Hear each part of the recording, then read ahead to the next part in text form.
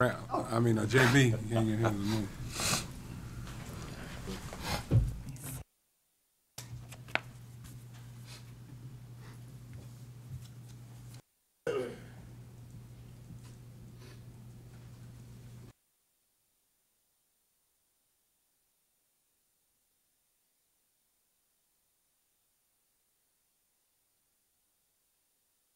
Okay, the Barber Board is now in session.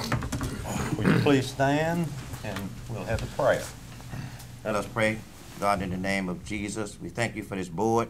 We thank you for our director and all that make up this board. Yeah. We pray, God, you will be with us as we conduct the business of this board. In Jesus' name we pray. Amen. Amen.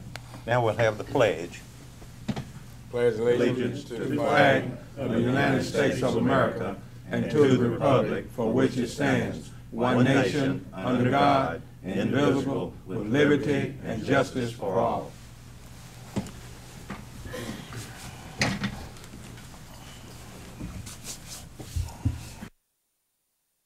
Okay.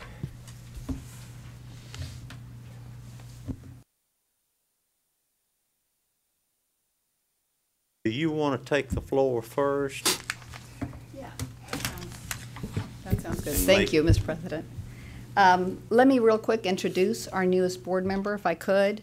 Mr. Ron Gillaham, you're welcome to say a few words and introduce yourself as well, but we welcome you and are glad you're here.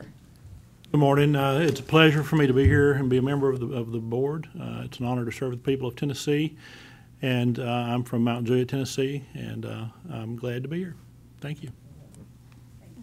So if you want to do the roll call and Okay, continue with now we'll everything have the roll call, starting on my right. Donald Collins. Larry High. J.B. Loring, Joe Jones. Ron Gillaham. and I'm sure you've all had a chance to read the minutes, and if so, do we have any corrections, deletions, additions? And if not, I'll entertain a motion for approval or disapproval. I'd like to make a motion that we approve the minutes as read. We have a motion of approval. Do we have a second? I second it. We have a second. All in favor say aye. Aye. Any opposed? The ayes have it. Motion carried. Next will be the appear before the board. Absolutely, thank you. We have before you today Denise Lawrence. She will be explaining the 2014 legislative bills that are going on. I've got them on your iPads. You should be starting with page 3. And Denise, I also let you see it right here. Okay, great. Hi, good Hi. morning. My name Morning. is Denise Lawrence, and I'm a legislative liaison for the Department of Commerce and Industry.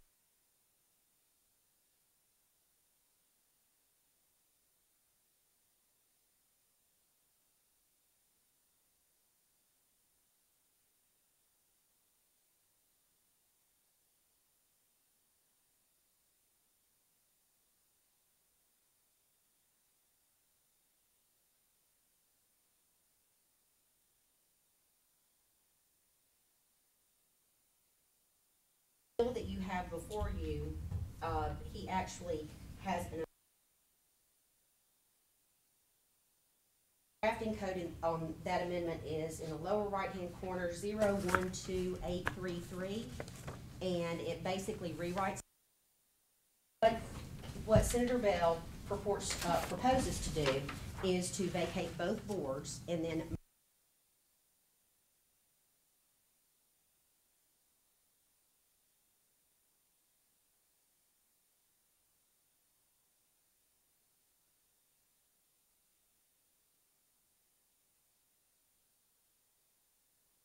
membership of the board will be expanded to be 14 members.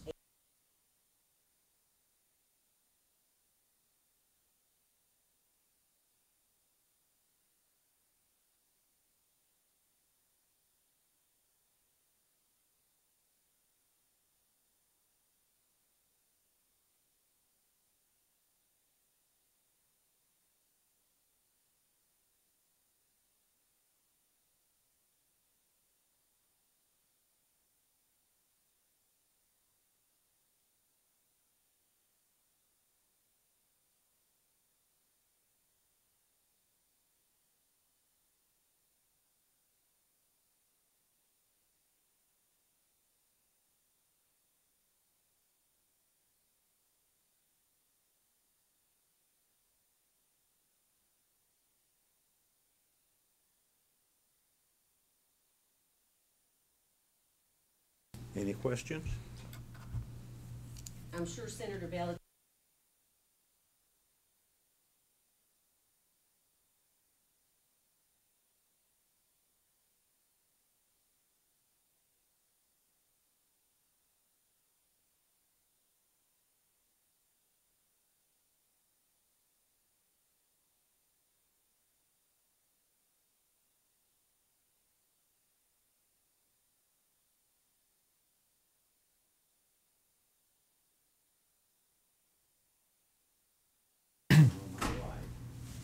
Thank you, Mr. President.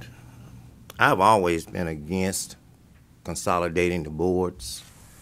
My reasoning is because as the Barber Board, as it is in functioning now, certainly we know a lot about barbering, a lot about the schools, the shops, and the schools as well.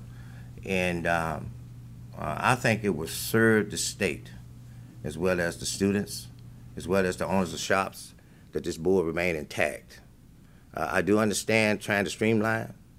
I do understand the economy issue, but I think it would serve this state well if the Barber Board stay intact as it is, particularly as it stands now. We have a lot of problems going on, and I think this board I think the people of this state and the schools, the shops would be better served if we remain intact as we are today. I am against that. Thank you. I'm totally against it also because the old barbers, they really knew how to run barbershops and the old ways. It seemed like all this new stuff added in. I just don't go along with it. I feel like we should always leave these two boards separated. I don't think they should come together. I really don't. I don't think it's a good idea. Joe? Okay. First of all, I'm going to say I'm totally against it, and the reason is it seems that the Barber Board now at this present time, and for the past few years, it's been getting better, and it's been improving, and we've been able to work together with all the problems and solving the problems that we have. And the barbers have always got along real well, and cosmetology is different from barbering.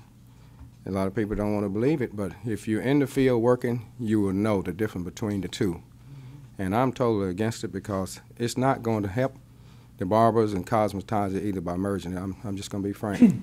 It's going to cause some problems that we don't foresee right now. But we are able to work out all our problems now, and we got a good board, and I'm for keeping it intact just the way it's going. Ron? I'd have to say that as a master barber and a school owner, I would tend to agree with what the gentleman has said.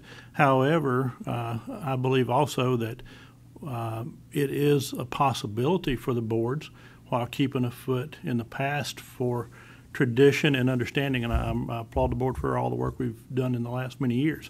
We have to look to the future a little bit. And with that being said, the order of streamlining the operations, there's probably some benefit to the public there. Personally, as a master barber, I love the board and I love our identity. As long as the identity and the foundation of both boards are being respected and honored, I can see some support there.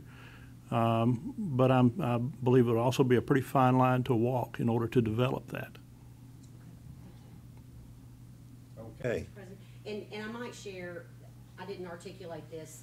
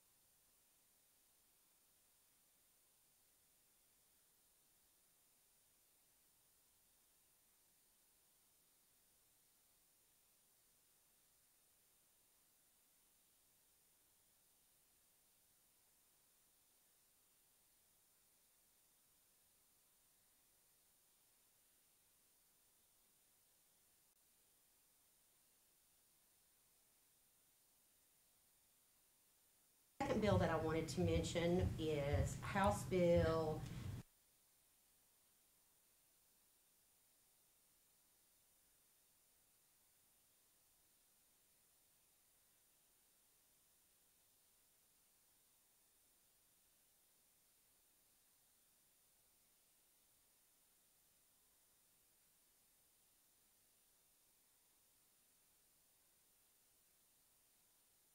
an apprenticeship path so that you could do perhaps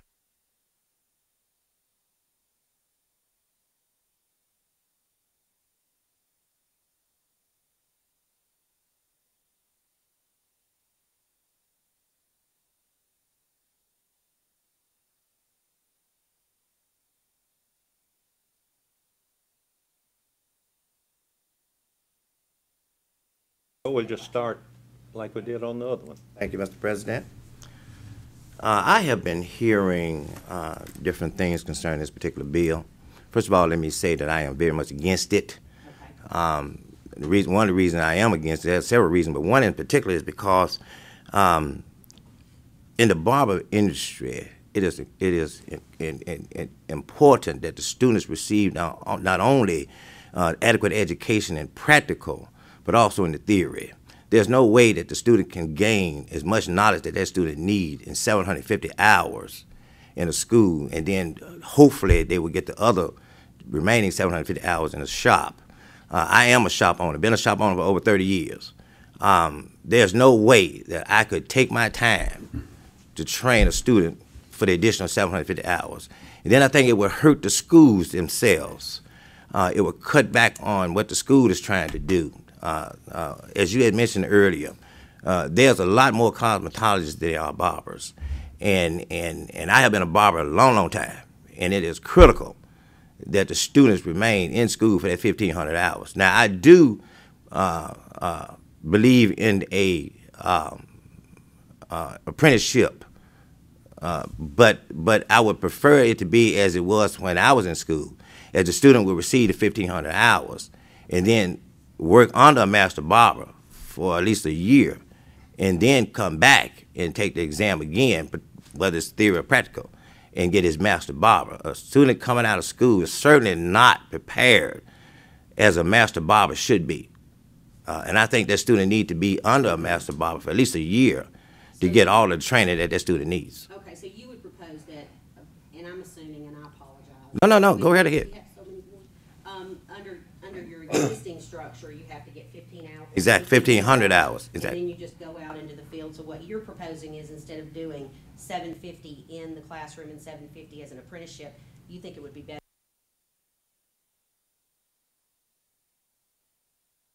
under a master barber in a salon. I think it would serve the student better. It would serve the people of Tennessee better.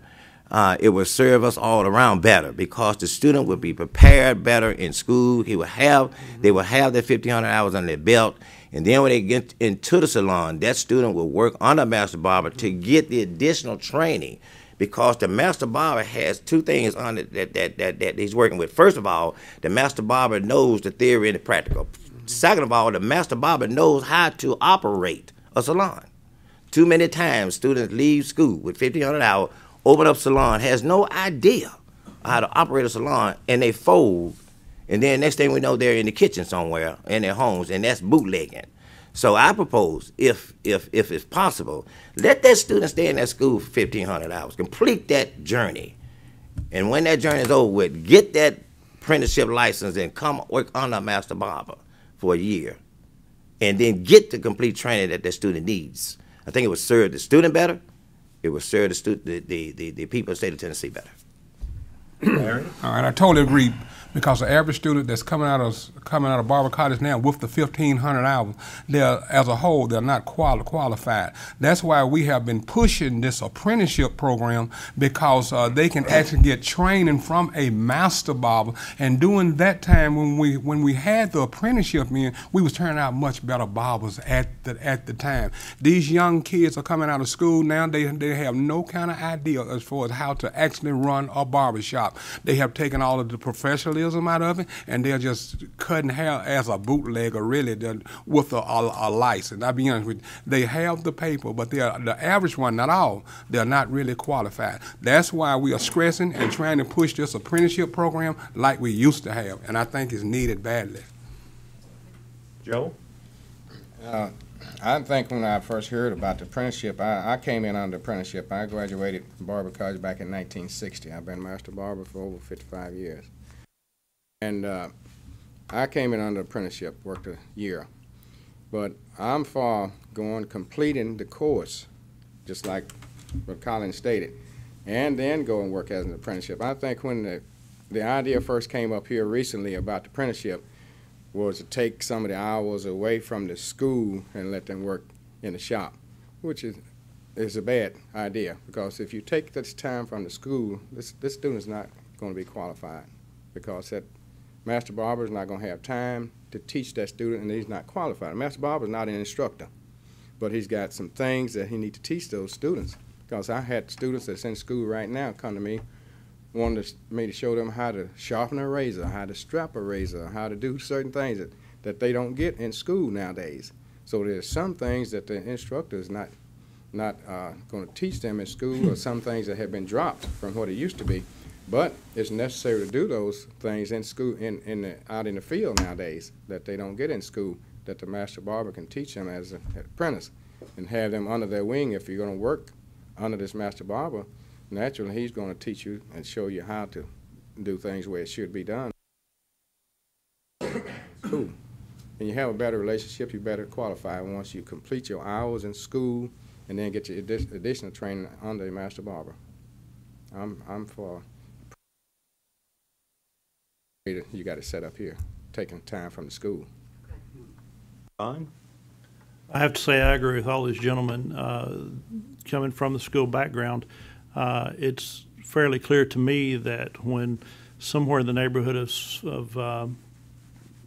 30 to 40% of the students are not able to pass their state board exams on their first attempt, that says something probably about the quality of the schools, but it also says something about the overall quality of the student coming out of the school. Maybe they're not putting their own effort into it.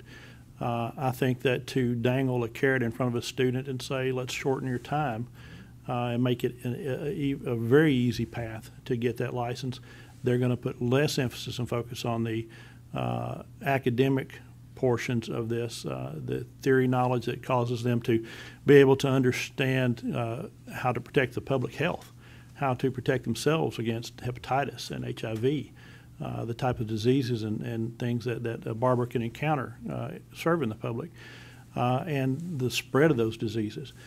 When you couple that with the fact that it simply takes a lot of time and repetition for a student to learn the craft of being a master barber, I think all of that would couple to indicate that we need to put 1,500 hours as it is, and then add an apprenticeship to follow some amount of time. I'll be happy to share that with her.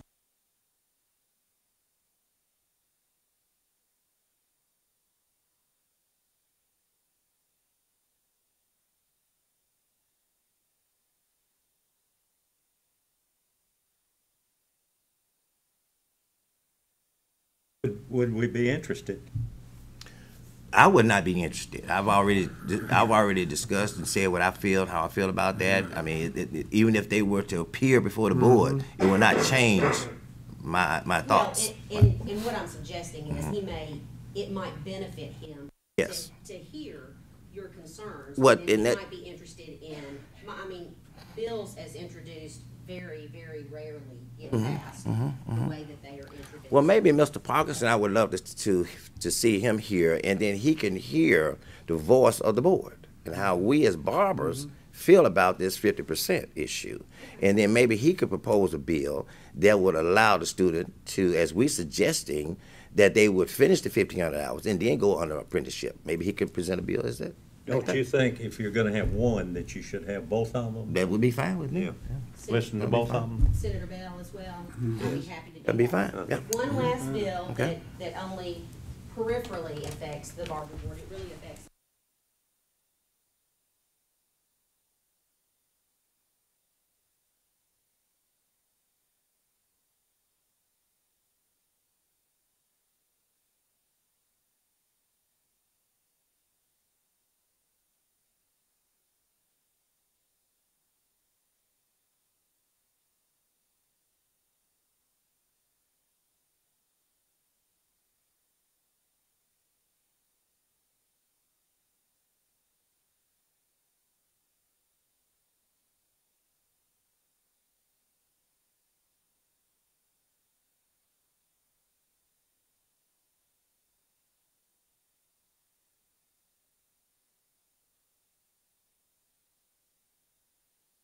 and see if they would be willing to come and share their comments with you.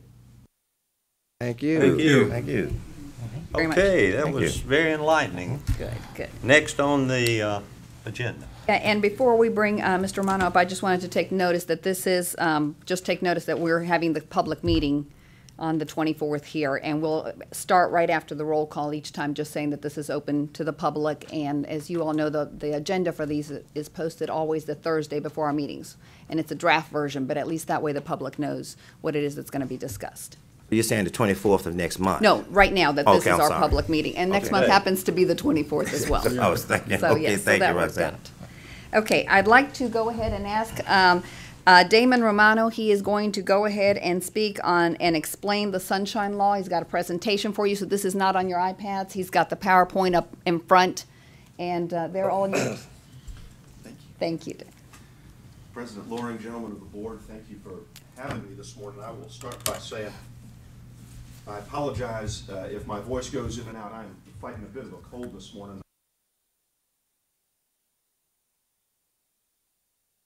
Gone to my barber and gotten my doggone haircut on Friday afternoon like I was supposed to. My wife assured so I ask your forgiveness. At least you'd look better. All right. I couldn't hardly look much worse. All right, so we're going to talk this morning about the Sunshine Law. There's a lot of legalese in all of this because it's a bunch of laws. I'm going to try to make it as plain English as I can. If you have questions, I will start by saying, stop me and ask me, and we'll take whatever time we need.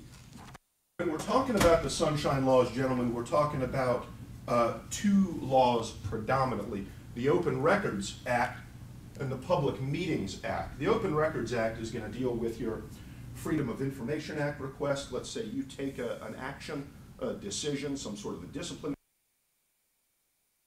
All of that gets recorded down, and somebody wants to know about it later, they can make a records request for that. I'm not going to spend too much time on the Open Records Act this morning. As a day-to-day matter, actually getting through it, that's something that your executive director and her capable staff will take care of processing all of that. So that's something kind of going on in the background that y'all don't see typically. But briefly, we'll ask then, what is included in open records? In other words, for our purposes this morning, what could somebody get a hold of out of what you've done if they wanted to? What the Tennessee Court of Appeals says that public records includes all documents, papers, letters, maps, books, photographs, microfilms, electronic data processing files and output, films, sound recordings, and if that doesn't cover it all, any other material regardless of physical form. So in other words, everything in the world. Excuse me. And that's pretty much all we need to say about that for our purposes this morning. The other half, and I guess you could say the bigger half, is the Public Meetings Act, and that's really what I'm going to focus on this morning. Talk about what is required of you all in order to satisfy the strictures of this Public Meetings Act and these Sunshine Laws. We'll talk broadly about 4 points this morning. What is the Public Meetings Act? What is a meeting, and then what's not a meeting, and I'm sure y'all have heard something about that. Try and put some fences around that and bounds around that, see what it is and what it's not.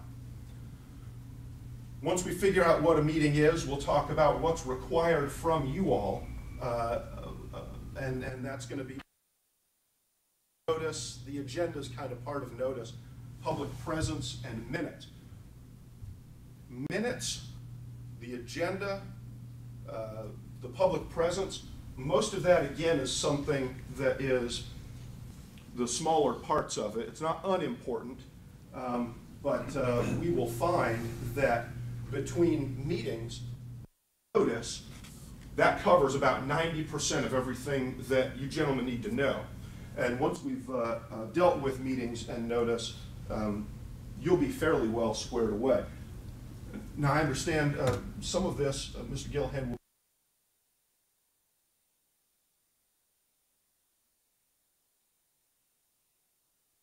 my purpose here this morning for the whole board is not to tell you something that you don't already know and haven't already had some experience with, but to clear up any misconceptions that may have accumulated over time. One of the regulatory boards and commissions in this division of regulatory boards, just sort of as a refresher for every board and commission to make sure that we're all on the same page and that we're all doing what we need to do to serve the public and protect the public going forward. Last thing we're going to talk about, and we can fairly well clear it up here, what happens if you violate the act? What happens if you don't do what you're supposed to do under the Public Meetings Act? Nullity is very simply the penalty. They're just going to wipe it out. And we're not going to wait for somebody to say, sue y'all, sue the Barber Board, and then say, okay, well, we need to get that wiped out. No, no, the courts are going to look at that and say, it's as though it never happened in the first place. Okay. Excuse me. And that can be problematic. That flows downhill to licensees as well.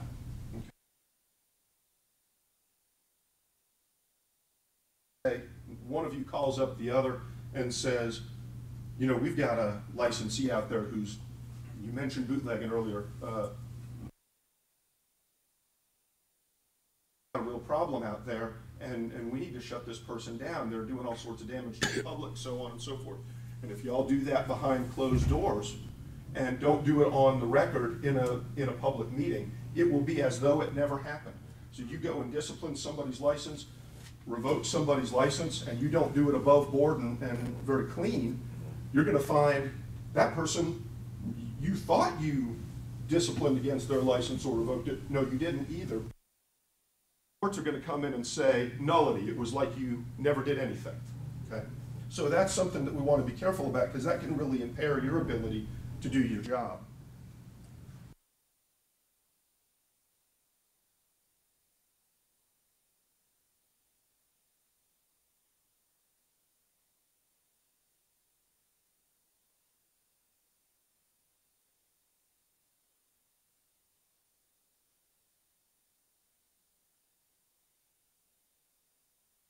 All right.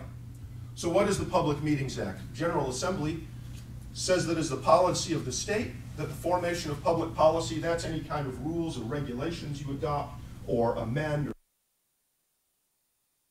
any decisions, which is everything else you do, discipline, so on and so forth. All of that is public business, shall not be conducted in secret.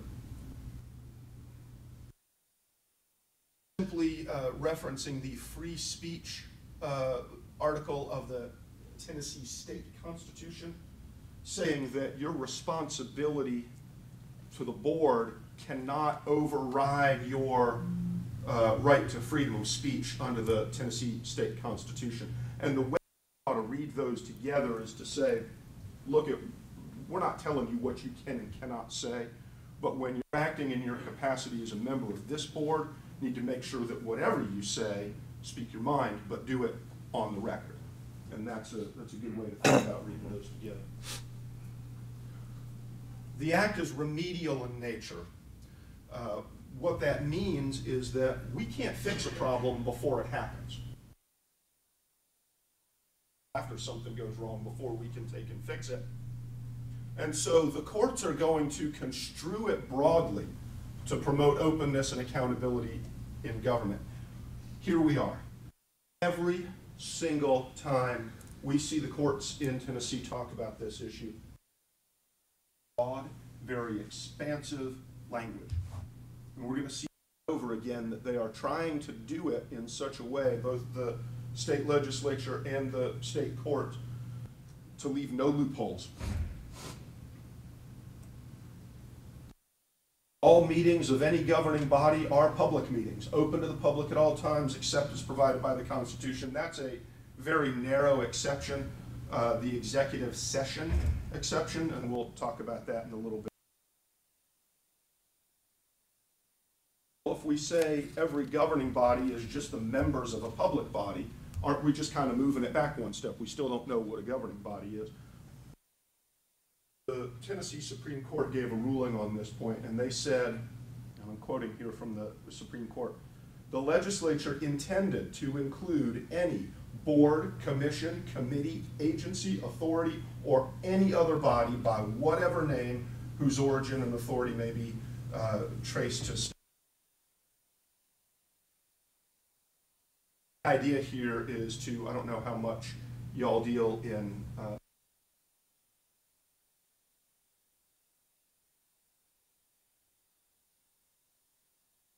okay, the full meeting of the full board has to be on the record, but we can do some stuff behind closed doors in committees and subcommittees. No. And that's what we're trying to pick up here. All right, what's a meeting then? Every time you all get together and you need a quorum, that's a meeting. And we're going to see that it gets narrower than that. Most of the time, any time more than two of you are in a room together, or two or more, a meeting. So if you are discussing a board business, a mirror to yourself, that's not a meeting. Anything else probably is. But you know, that's a different issue as to whether or not you have problems otherwise. All right. Now, what is a meeting not? And we might be able to put some, you know, more fences around it, like I said, and get a better bearing on it if we figure out what's not a meeting. It's not any inspection. So anytime some member of the director staff goes out to inspect a school, inspect a shop, make sure everything's in the health code and so on and so forth, that's not a meeting. And we can see how unwieldy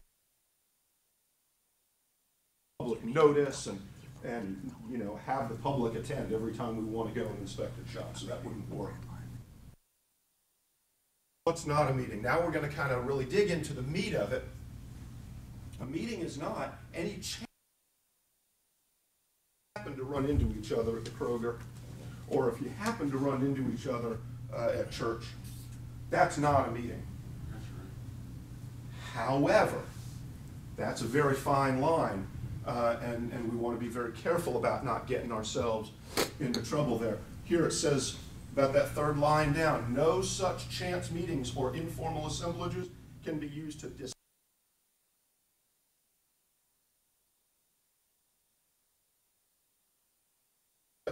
and the circumvention of the spirit or requirement. So this is that really, before we had the letter of the law, now we're having the spirit of the law. In here, two of y'all or three of y'all or all five of y'all can get together and have a meal. And you can discuss public business, but it can't rise to the level of deliberations. Gentlemen, let me pause there for a moment.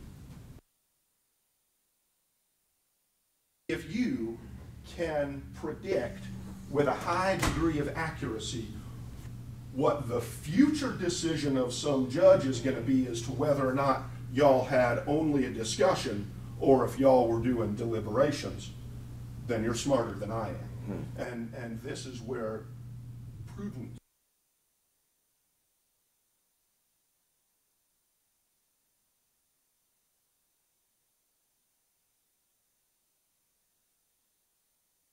not to say don't have lunch, don't play golf together, don't go to church together, don't, you know, hang out in the Kroger or Piggly Wiggly. Talk about your kids. Talk about the weather. Don't talk about the business of the board. What's not a meeting? Lunch breaks, restroom breaks, smoke breaks. If you have any recesses between the morning session and the afternoon session, if you have a multi-day meeting and you take a recess at the end of the afternoon until the next morning, all of that is not a meeting. Then what the courts are going to say is, okay, don't talk.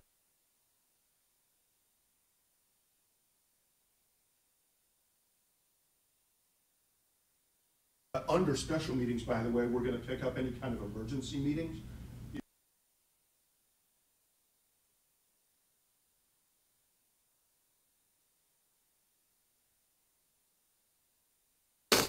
In order to discuss that issue, you might have noticed that even on those emergency meetings, you're still going to have to wait 2 or 3 weeks, let your executive director give out notice to the public, and so on and so forth. we're going to call that a meeting as well. And I mentioned before this executive sessions except.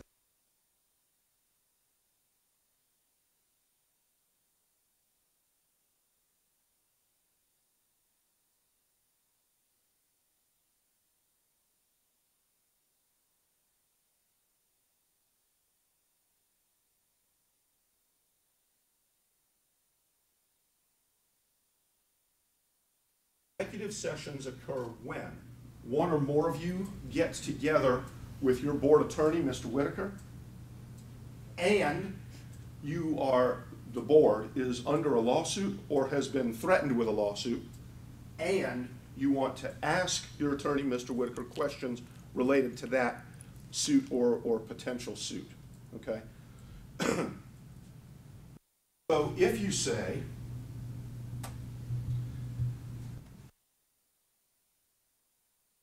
somebody has threatened to sue us, we took some discipline against somebody's license, for example, and want to get together with Mr. Whitaker and we want to find out what are the legal consequences of that, what are we going to be liable for. That's fine, you can do that. And you can ask him questions until the cows come home about that. But if you're asking him questions, and then, for example, Mr. Collins, you wanted to look at Mr. Jones and say, okay, well then my opinion is we need to do X and so about that based on the opinion that Mr. Whitaker has given us. No, that's when we have crossed the line into that deliberation, that debate, and any kind of crosstalk between y'all. That's when we need to go ahead and cut off that executive session, come back into the meeting room, gavel back in, get back on the record, and take those deliberations and those debates in that context. How far does this go? Have a situation where you have a civil service board in Maury County, and they were doing the first level interviews to put people on a list. So if you passed the first level interview, you got onto the list, and from that list, the Maury County Sheriff's Department was hiring folks. And somebody sued and said that the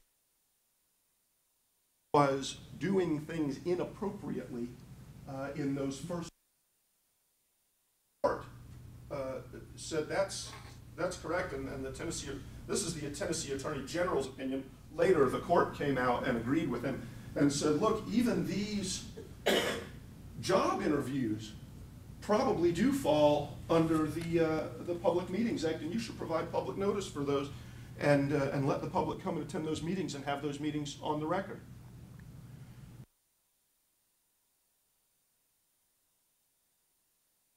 Ought to be an indication to you of how seriously the state legislature and the Tennessee courts take this sunshine law.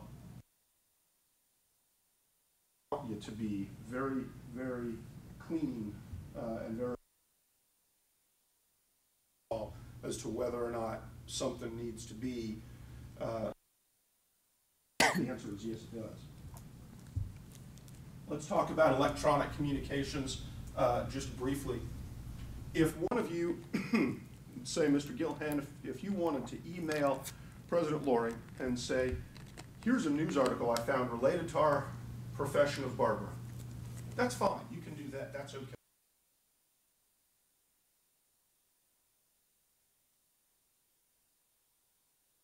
On my mind, and I would like to please have it included on the next meeting's agenda.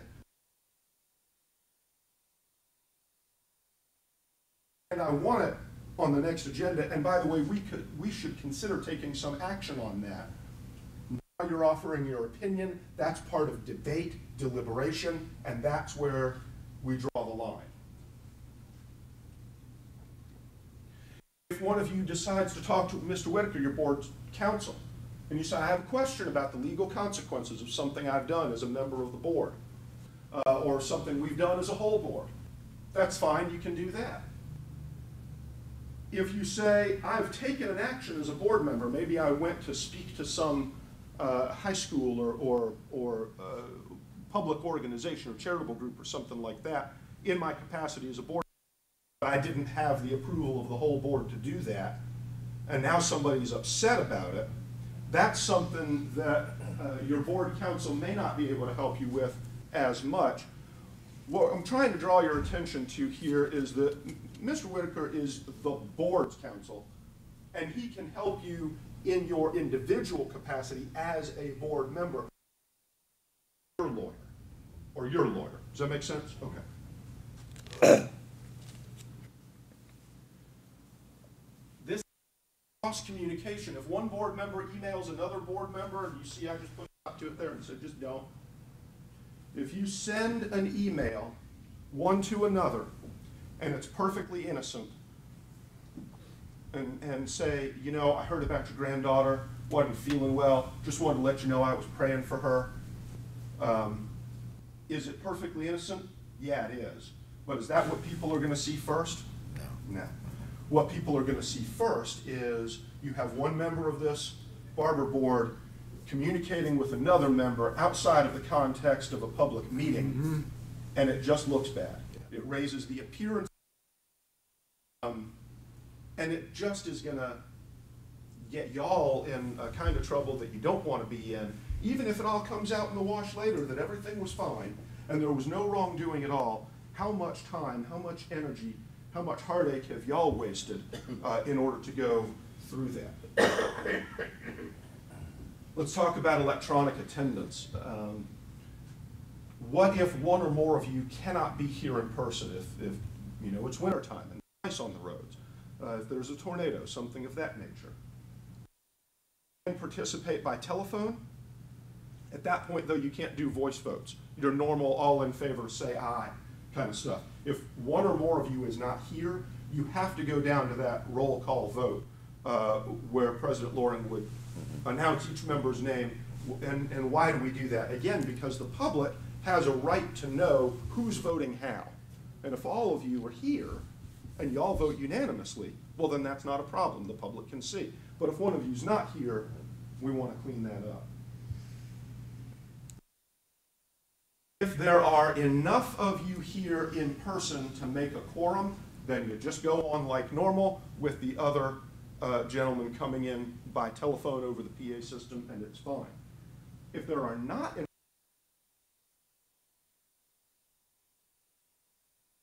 but at that point, President Loring would have to adopt and then promulgate or issue forth a statement of necessity.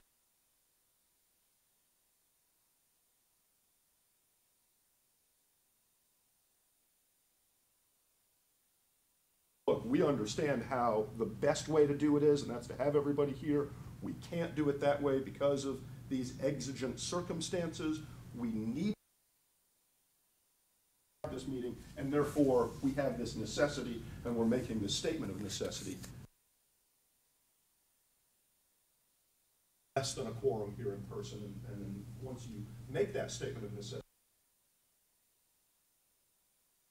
and here we're going to see the act is to be construed most favorably to the public, is all-encompassing, applies to every meeting of a governing body, except where the statute on its face excludes that application. That except part there at the end doesn't apply to anything we do here, so you don't get the exception. This case that I've cited down here, and I cite a lot of law cases. I want to dig into this one just for a minute because it's oral tale of you know how they say the road. Shelby County Commission had one of their members pass away in office. This was going back several years. 1990 was when the case came to the Tennessee Court of Appeals, but it happened, I think, in the late 1980s. One of their members died in office, and that gentleman served it was a Shelby County strongly minority district. 3 of the other members of the Shelby County Commission got together, just phone called each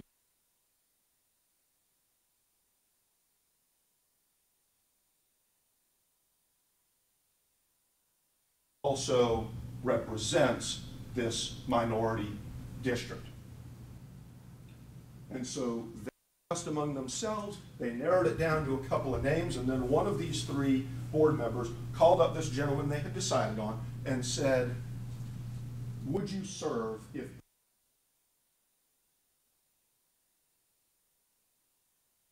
other than in the full meeting of the Shelby County Commission, and they put his name up, and everybody voted on it and said, yes, that was a fine idea, and they elected him to fill, or they appointed him to fill that vacancy.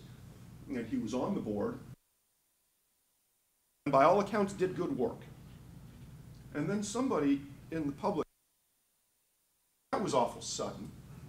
His name was put up, and then they just elected him like that, without much consideration. That doesn't sound like the whole process was conducted above board. And so they sued the county commission. Sure enough, the court said, no, these three other members, phone calling back and forth to just kind of decide amongst themselves who was going to be the. That was the textbook definition of a violation of the Sunshine Law.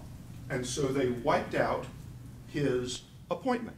Remember, I talked about nullity before. It was as though it never happened. And, as I also said before, it flows downhill. That means every decision that that badly elected member participated in, that never happened. Or at least it was very strongly suspect, very questionable. And so what you have is this period of about 6 or 8 months where the Shelby County Commission, which is not a small governing body, right? There's a lot of people depending on them to do their work in a timely fashion. For about 6 or 8 months, all their work gone. And you might imagine that put them behind the 8 ball a little bit, and they had a whole lot of catching up to do. They had every intention of doing the right thing the right way, but they didn't, and that's what we wind up with. And I wanted to take a minute to go in, not to beat up on you about it, but to give you an idea that you know, the law really is there for a reason, and that the legislature and the state courts are really going to say, you know what, we understand fully.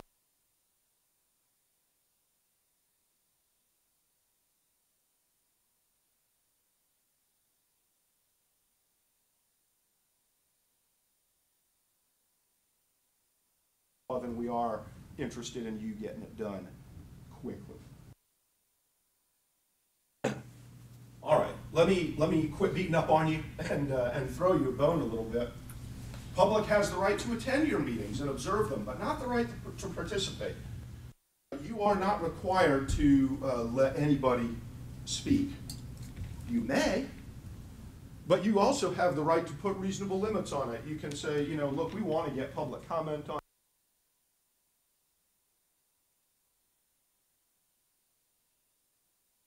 public comment, but we have a full agenda today. We've only got 30 minutes to devote to public comment, and we're going to limit each speaker.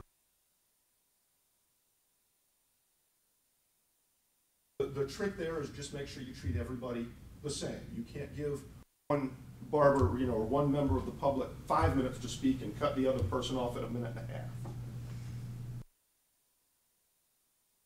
I mentioned earlier that once we dealt with meetings and notice, we pretty much have about 90 or 95% of everything that you gentlemen are responsible for on a day-to-day basis. As you, well, this is the other part of it, notice. What good does it do you to have a public meeting if you don't tell anybody that you're having a public meeting? They have to be able to participate. So there's 3 things. Contents of the notice, the timing of the notice, and the location of the notice. Content have to reasonably describe the purpose of the meeting.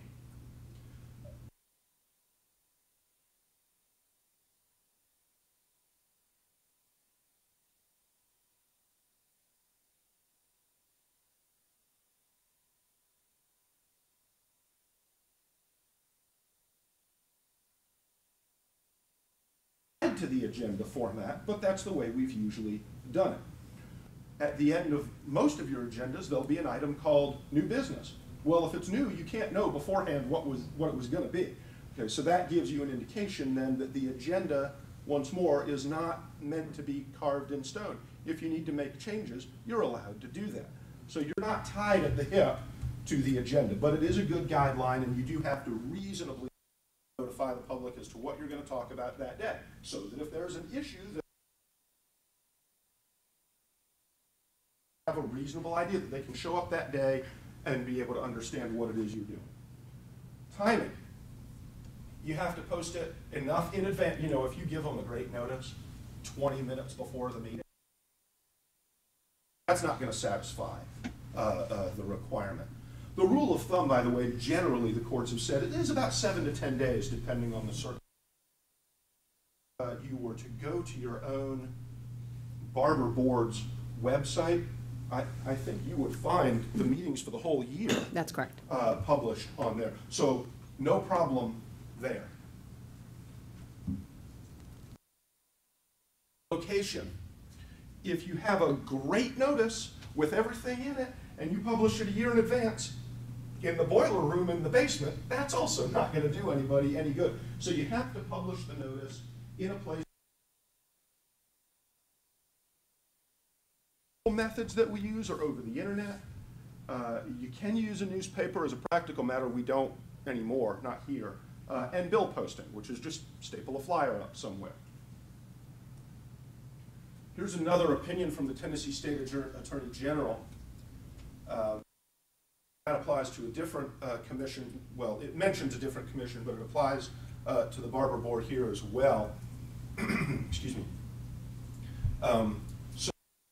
Practical matter, then, the notice of your meetings will be published on the big website of the State Department of Commerce and Insurance, on your individual board's website. There is also a system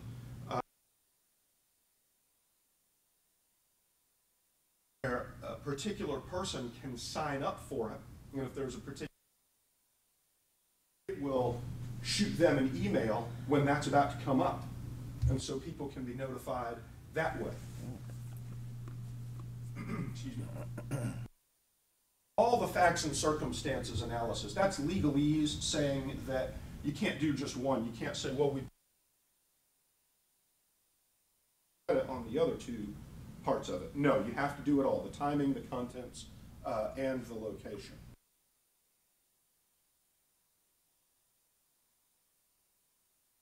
Nutshell then, as we begin to kind of wrap up and close down today, the Public Meetings Act is designed to make sure that all of your business is conducted in a way that is accessible to the public.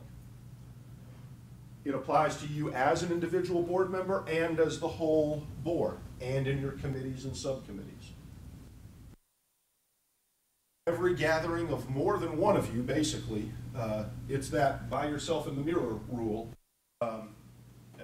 Anything that's more than one of you, including regular meetings, special meetings, emergency meetings, and other meetings, all fall under the definition of meeting, all have to be given proper notice, all have to be conducted on the record. Talked about that unfortunate Shelby County case. If you violate the law, any acts that are violative of the Sunshine Law are just automatically. That language there at the end, be paranoid, that's maybe a little bit strong. If you know, if you're paranoid and scared to death, then you're not going to. Certainly, we understand that we ought to be exceedingly scrupulous.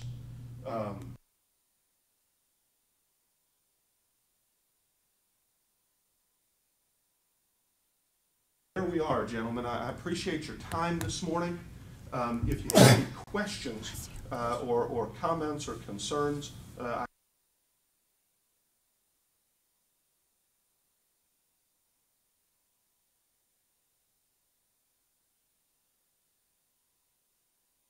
Well, you did an excellent Thank job. you. No Thank you. questions. Yeah, thank you. And it's very enlightening, and we appreciate Yes. your time.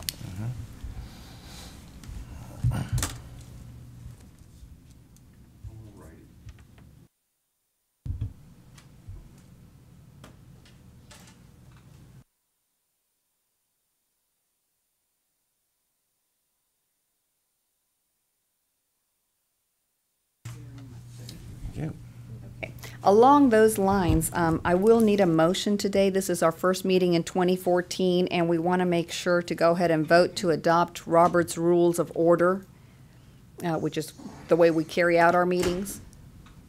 Okay, we need a motion to adopt Robert's Rules of Order for this meeting. I move that we adopt the Robert's Rules of Order. We have a motion. Do we have a second? I second it. We have a second. Do we have any further discussion? No. If not, all in favor say aye. Aye. Any opposed? The ayes have it. Motion carried. Thank you. Next on our agenda is new school application. This application is for Music City Barber College, and with us today, go right ahead, come up, Mr. Uchandi, and I apologize, the last name is? Don't worry about it. Wani. Wani. Mr. Wani will be happy to answer any questions you have. On your iPads, you have his application on page 19, and as well as the floor plan for his school.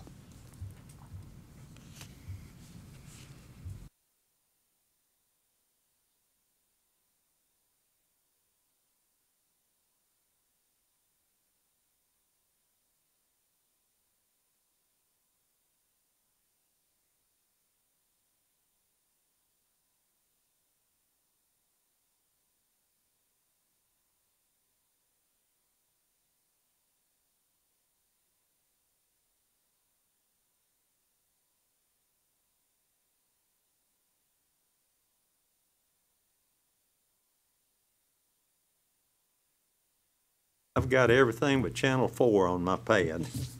Oh,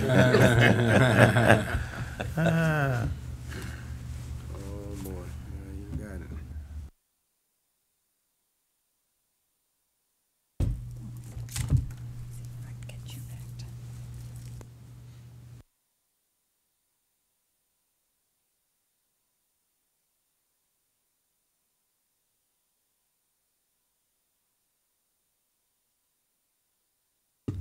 That's his information and floor plans. It works better now. Okay, any questions? And he is also the current owner of International Barber and Style College. So this would be the second school That is correct. that you're getting ready to open, is that correct? Yes, sir. Okay. In this school, you will be teaching cosmetology and barbering as well, just straight barbering. Okay, your floor plan shows here manicure stations and hair dryers. Yes, sir. We gotta have two manicure stations. That's the mandatory for barber schools. That is correct. Thank you.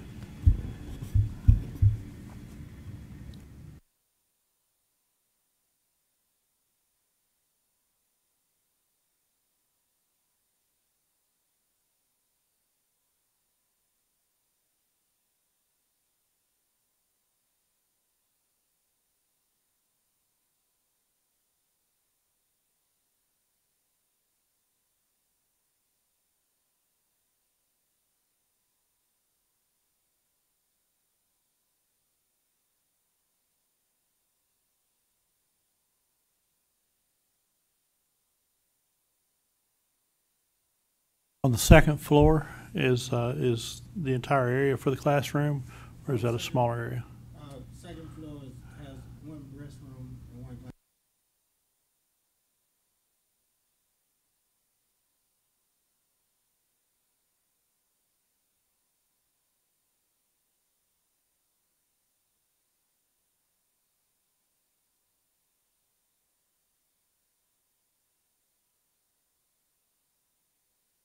How many will your classroom seat?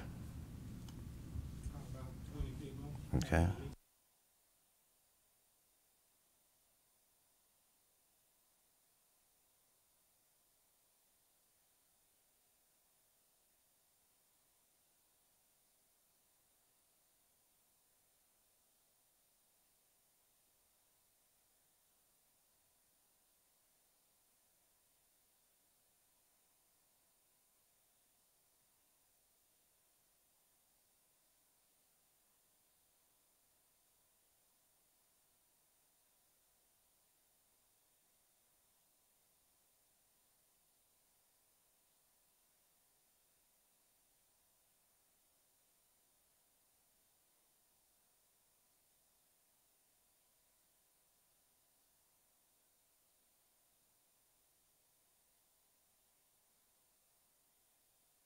You be doing laundry in that utility room, or do you have a separate?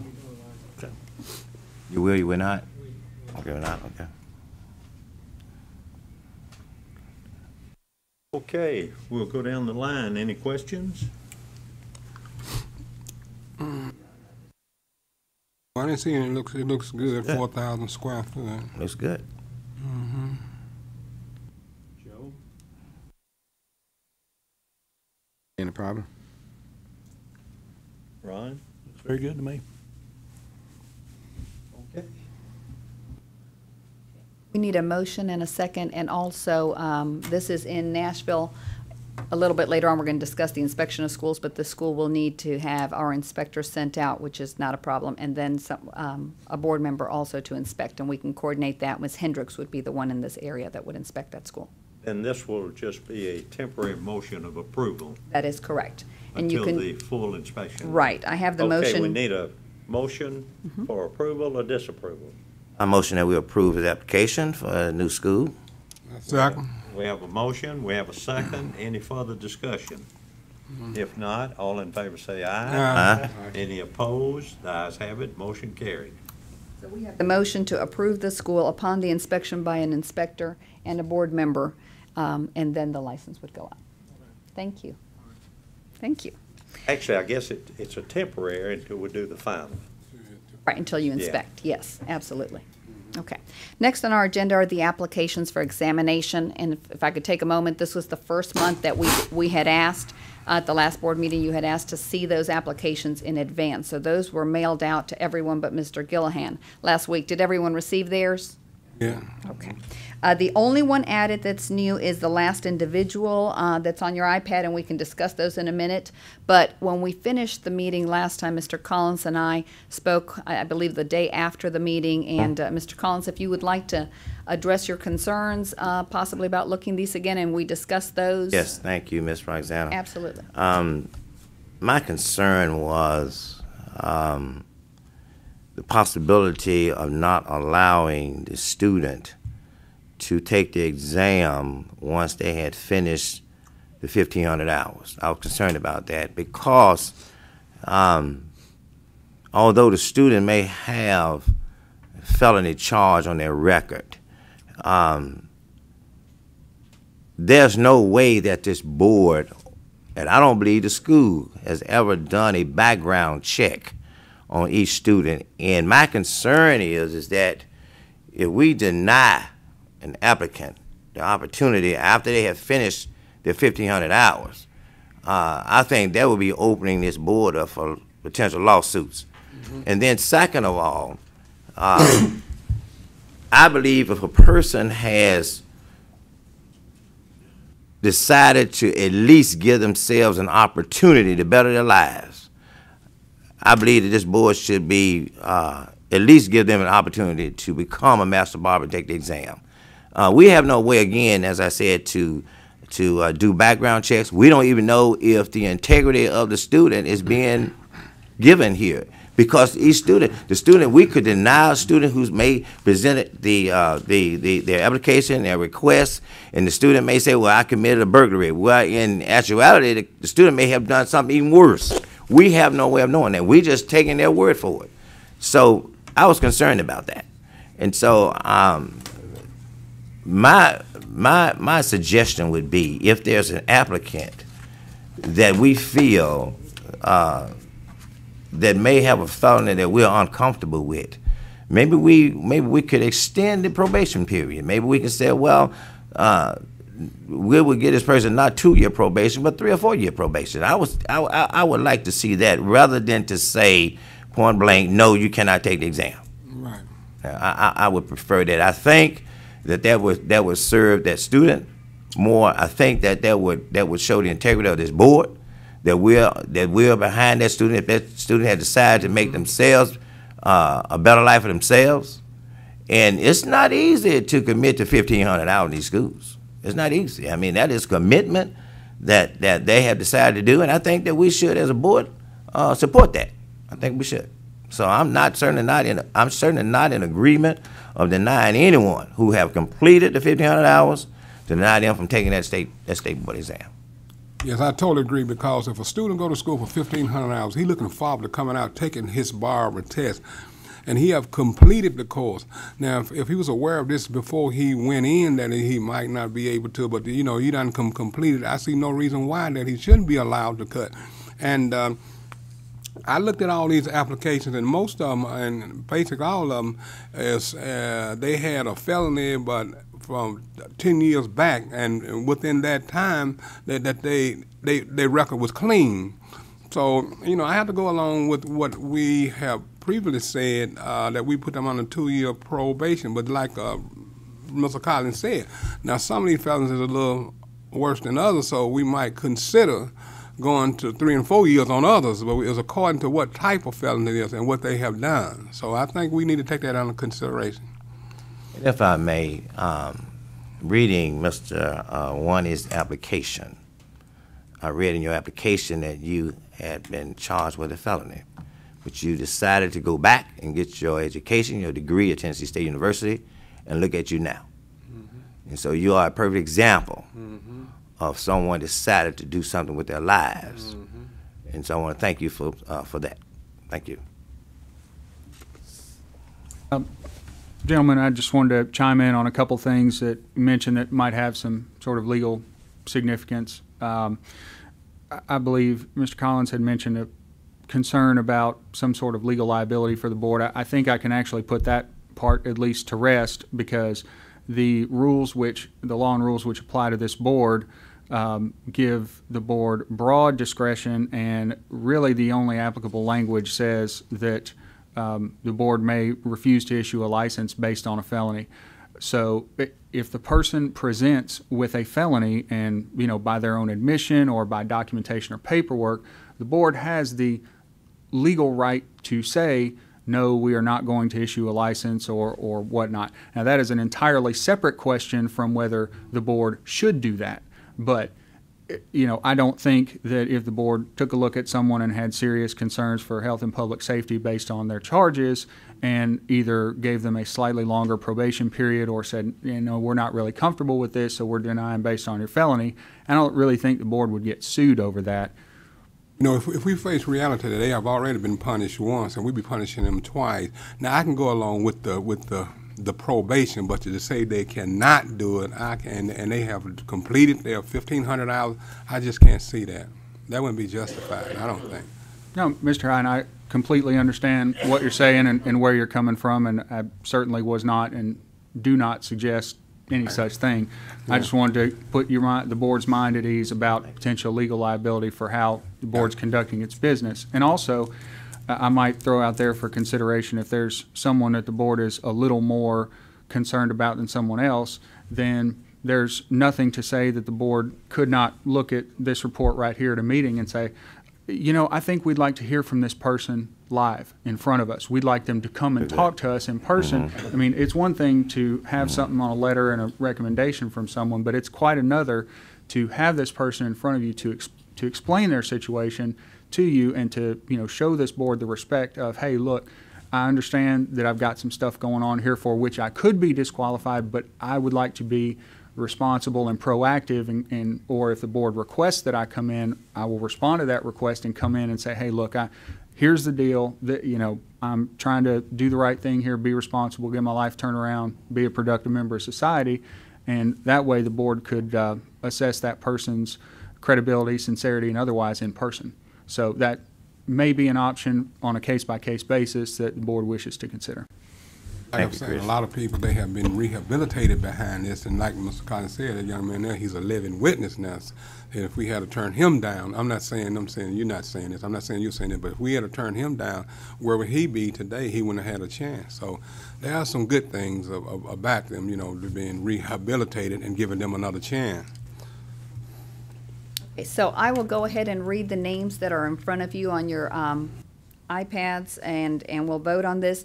But for clarity, are we okay with me just including these on your iPads at each meeting as opposed to mailing them to you in advance?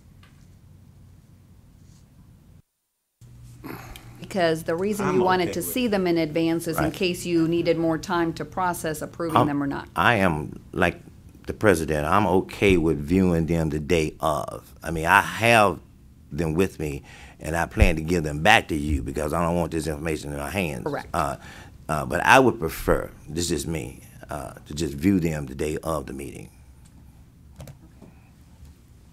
Then we'll go back to them being on your iPads the day of the meeting, and we can always, as Chris suggested, have somebody come in front of the board if we need to delay it or add the time for their probation period. So the applications for examination in front of you are for James Cook, Demetrius Bolden, Zachary Dirksen, James Gresham, Deidril McNeil, Curtis Ransford, and Brian Hines. They all have felonies and have submitted for the board's approval the required information. Disclosure from the student and letter of recommendation from the school that they attended is presented on your iPads, and we need a motion unless you have any questions regarding any of them. Now, Mr. Hines is the last candidate. Is that correct? Correct. So Okay, he'll so we be don't have the- any information on him. You do on your iPads. Right, It was on the not mailed iPad. to you. That's Okay. exactly right. So you do Okay. need to review his. Okay, we need a motion. And Mr. Gilhan, if you need a minute to look them over still, you let me know. Okay.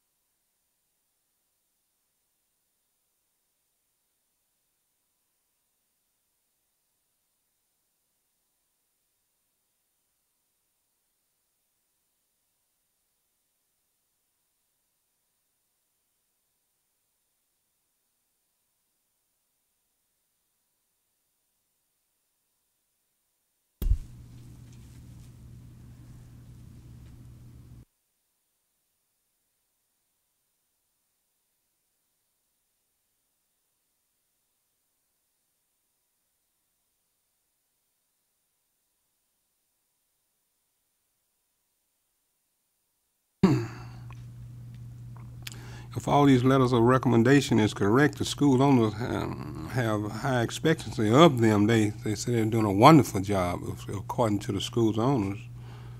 All of them spoke well of them.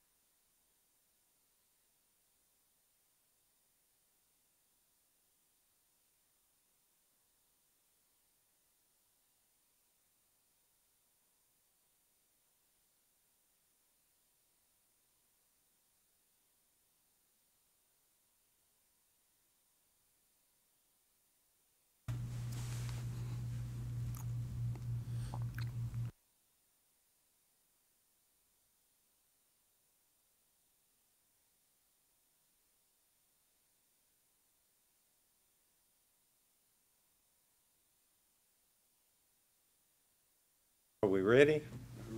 Ready for the motion?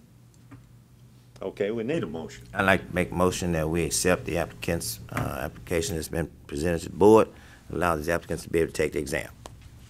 We have a motion. Do we have a second? Second, but before I second, we put them on the same 2-year probation as we did in the past, and I second. All right, we have a motion and a second. Any further discussion? If not, all in favor say aye. Aye.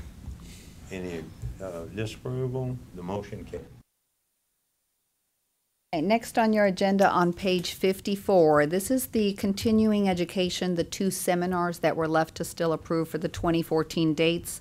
The first one is for the Knoxville session. The instructor seminar will be held on July the 14th, 13th, and 14th. And provided on your iPads is the schedule as well as the list of presenters. And we will need a motion when you get a chance to review it and a second to allow those dates for that session. Heard the request for a motion. Do we have a motion? I'll make a motion that we accept that, and I'm planning on being there also. I'll see you there. Okay. We That's have a my area. motion. Do we have a second? I second it. We have a second. Any further discussion? If not, all in favor say aye. Aye. Any disapproval say no. Ayes have it. Motion carried. Wonderful. Next is the Memphis continuing education one. The University of Memphis for 2014 is on June the 8th and 9th, and provided is the schedule for the seminar as well as block descriptions and list of instructors, and we will need the same in order to approve their dates. What page is that on? 54? 54 was the Knoxville. Right. 57 is the Memphis session. Okay. Thank Need a you. motion.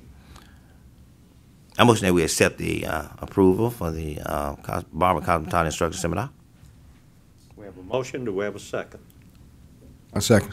We have a second. Any further discussion? If not, all in favor say aye. Aye. Any opposed? Ayes have it. Motion And I carried. will see you there as well. If I could get a copy of this, Absolutely. thank you. Is it okay if I email it to you? Mr. Yes, Collins? please, Okay, thank you. I'll get that to you today. Thank you. Okay. Next on your iPads is a request for the 6-month extension of a license application, and I believe with us today is Pastor Richard Woodson, Jr. Come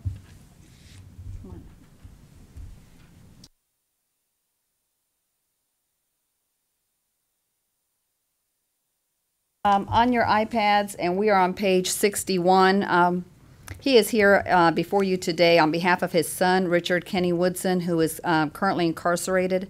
Pastor Woodson is requesting that the board waive Rule 200-1.10, which states that the original license fee and application must be paid within 6 months. He made every effort to complete and mail the application on behalf of his son and pay the state board in August 2013, and that would have complied with that 6-month rule. The money order never reached the board. Consequently, the license was never issued for his son. Given the unique circumstances, Pastor Woodson did not know to follow up with us and what the rules limitations were on that 6-month rule. In fact, then the rule would state that his son would have to take the exams again. So he's before you if you've got any questions or questions regarding the rule that Chris can explain. Like I said, we just did not get the application or the payment, so. Okay, just a real brief explanation on the rule. The plain text of the rule itself, by way of comparison, there are some rules which provide for a general rule and then exceptions to it. You know, the board may, for good cause shown, waive whatever the requirement is. On the one hand, unfortunately, it doesn't appear that this rule has such an exception. However, I do believe that if the board finds that Mr. Woodson made every attempt to comply within the time period, and it does appear to me that he has time and date-sensitive information to that effect here on your iPads, I have a hard time saying that he or his incarcerated son are responsible for a mailing issue. So if the board finds that Mr. Woodson, on behalf of his son, made a good faith attempt to comply with the rule in a timely manner and that the money order and other documentation did not reach the board due to circumstances beyond his control, then the board could find that the 6-month period was complied with and allow, whether it's a reissued money order or other documentation, to go ahead and be accepted by the board and go ahead and move forward and process his son's paperwork. If the board does not find that that attempt was made or believes that the information submitted is insufficient, then by the language of the rule, the board would, I believe, be required to deny this request and require Mr. Woodson's son to take the test again. So those are the board's two options as I see them at this time. All right, any questions?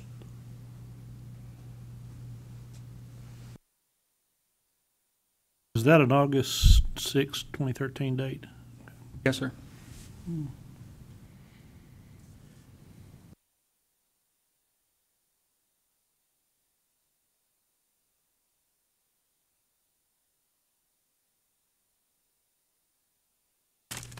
Also, I commend you for coming up on behalf of your son. I've already reviewed his scores, very good scores on the examination.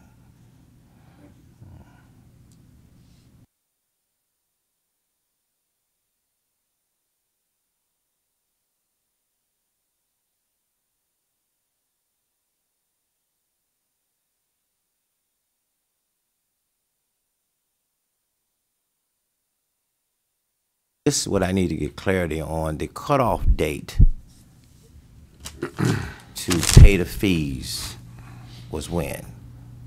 It's in August. It's August. It would have Okay. been August, yes. It would have been August. Yeah, I believe the Okay. 20th. If we look at his last exam he passed, yeah, it was February 20th, so it would have been August 20th. So he okay. did make an attempt. And I see the kept receipt here. paperwork Yes. correct And I see the receipt here for for the August, 6th, that's correct. particularly the 6th. Exactly. Correct. Okay. And his son's notes are on the different documents as well, letting him know what needed to happen. It's just, again, due to the unique situation, he didn't know that if the license wasn't mailed, this law would stop. I can see it looked like he made every effort that he could within his power, not knowing the exact rules. And by purchasing the money order and him and his son being in different places, you know, there's a time lapse between that. But I can see it looked like he made every effort to take care of this for his son. I'm agreeable to if we could waiver the rule and go ahead and Make that. process that. If I may, I make a motion that we will go ahead and process it. We have a motion, do we have a second? I second it. We have a second. Any further conversation on this? If not, all in favor say aye. Aye. Any opposed? The ayes have it, motion carried. Thank you. You're welcome. Thank you.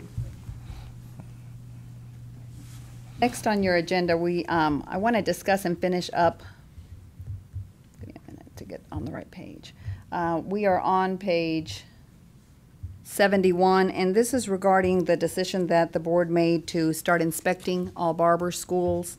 We talked about it at the meeting in October, but did not decide who would be inspecting which ones. So I'm going to go ahead and hand a sheet with the different schools to the 3 board members that can currently inspect.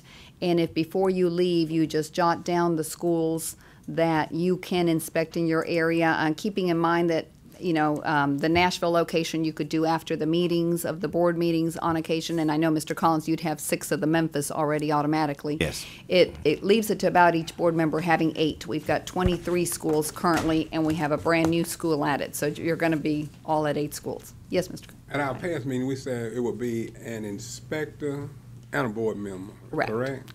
Correct. And that would take you having to coordinate that meeting with the inspector. if With you the prefer. inspector. Right. Okay. Mm-hmm. And so once I know what the schools are that you've picked out to do, that's fairly easy for me to get you the name of the inspector in that area. And you've probably, all three of you have probably already inspected with them. But in the event you haven't, I'll make sure to give you the phone numbers. That way you can coordinate. A few of the inspectors have already started doing schools, because the Barber schools they can do all year long. But knowing that they'll be doing them with you, they shouldn't have a problem coordinating those dates. So I'm going to go ahead and hand you each, if I could, so we don't forget, the sheet, and then Thank you. you're welcome. Thank you. I'll take it back from you before we leave. Thank you. You can just jump. So you have to have these back, right? Yes, if you could, just go ahead and select the ones that will work out for you. Okay. And we can even wrap it up when the meeting ends, make sure that none are duplicates, that they're all going to get done, and then I'll take those from you and we can proceed then with the inspections. And we can start next on our applications for reciprocity. The first individual is on page 74. It's a Master of Barber application from Egypt for Imad Noshi Amin Assad. Provided is a notarized personal letter from Mr. Assad stating that he completed 5,000 hours as an apprentice. Translated documents appear to be from a taxing authority and reflect his industry as being a tailor of men. No school information is provided. And on a few of these, I'll let you review the documents, and I might not be making a recommendation. That way you can look at everything you have. We have 2 international and then 1 a little bit later on as well. With Mr. Assad, there's no school information? That is correct. The letter is from him. It is notarized. It looks by, someone with a commission, but his letter states 5,000 hours received as a master barber in Egypt, but they're apprenticeship hours, nothing from the school. That is his letter.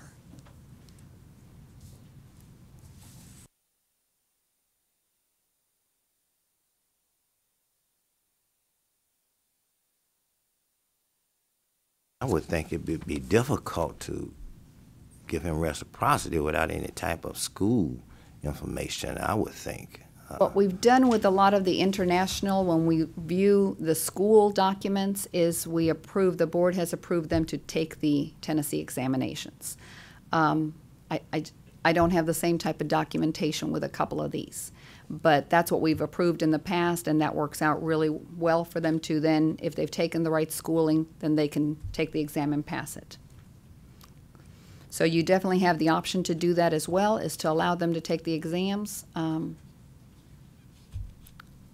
We could send a letter with more questions, but we've already requested more documents, and this is what we've received. Okay, need a motion. I'd like to make a motion that we request Mr. Assad to take the Tennessee Barber exam, Practical and theory. practical and theory. I second. We have a motion and we have a second. Any further conversation? All in favor say aye. Aye. Any opposed? The ayes have it, motion carried. Next is an application for reciprocity of a master barber license from Nigeria for Freddie Madu. Provided is school form showing his 2005 examination grades. No transcript or work history is provided.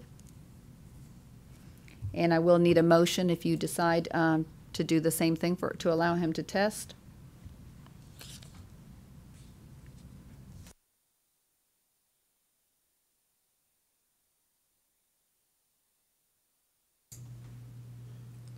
Are we ready for a motion?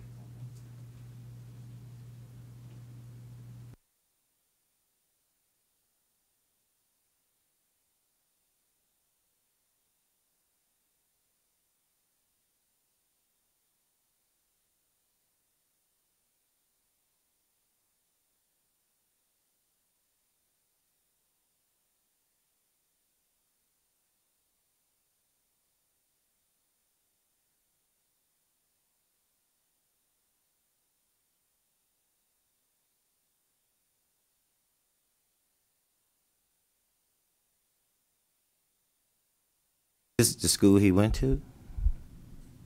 Mr. Madu? The Hair Master School, yes, that's the certification, no transcript, but there is a certificate. okay. That's correct. I'd like to make a motion that we require Mr. Madu to take both theory and practical examination for the state of Tennessee. We have a motion. Do we have a second? A second. We have a second. Any further discussion? If not, all in favor say aye. Aye. Any opposed? The ayes have it. Motion carried. Next on your iPads on page 84 is application for reciprocity of Master Barber license from Florida for Paula Moscu. Certification verifies licensure by examination and initial date in 1987 with 1,200 hours. Ms. Moscu provided a letter from Luigi of Boca showing work history from 2000 to 2008. She also provided a letter explaining that she has not worked since then due to her husband's work-related transfers, and that she has 26 years experience total in the industry. My recommendation is that the applicant be approved for reciprocity.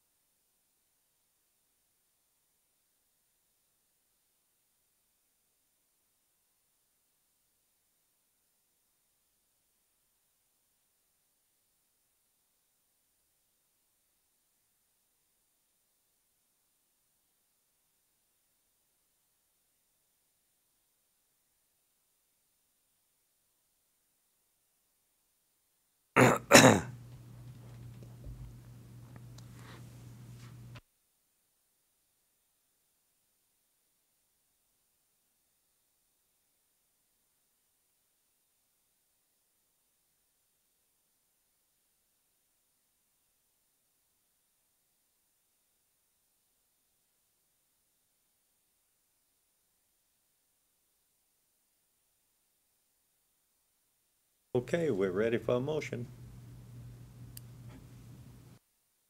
Make a motion that we grant reciprocity to Ms. Moscu. We have a motion. Do we have a second? Second. We have a second. Any further discussion?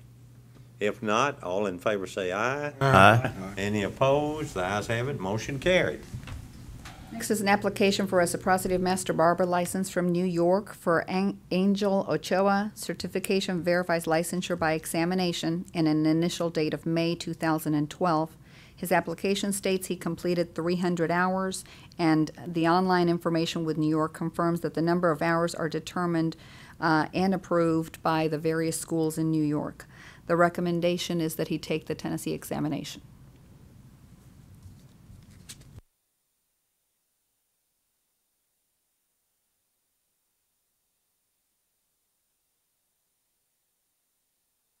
A motion. I have a question. Graduated with 300 hours, clock hours of what? Yeah. In barbering? Just 300 hours? Just 300 hours. She said Did she he- have the required hours of New York. How many hours do New York require? Well, that's the interesting piece.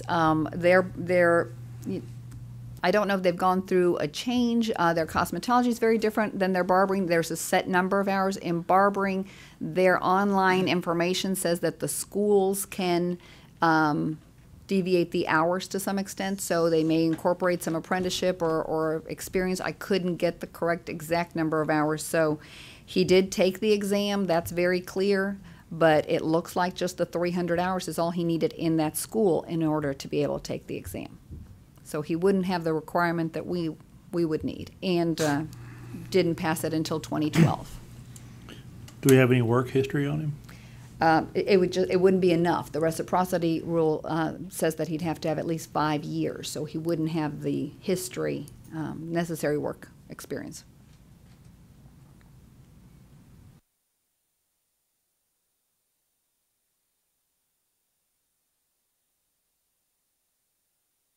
All right, we're ready for a motion.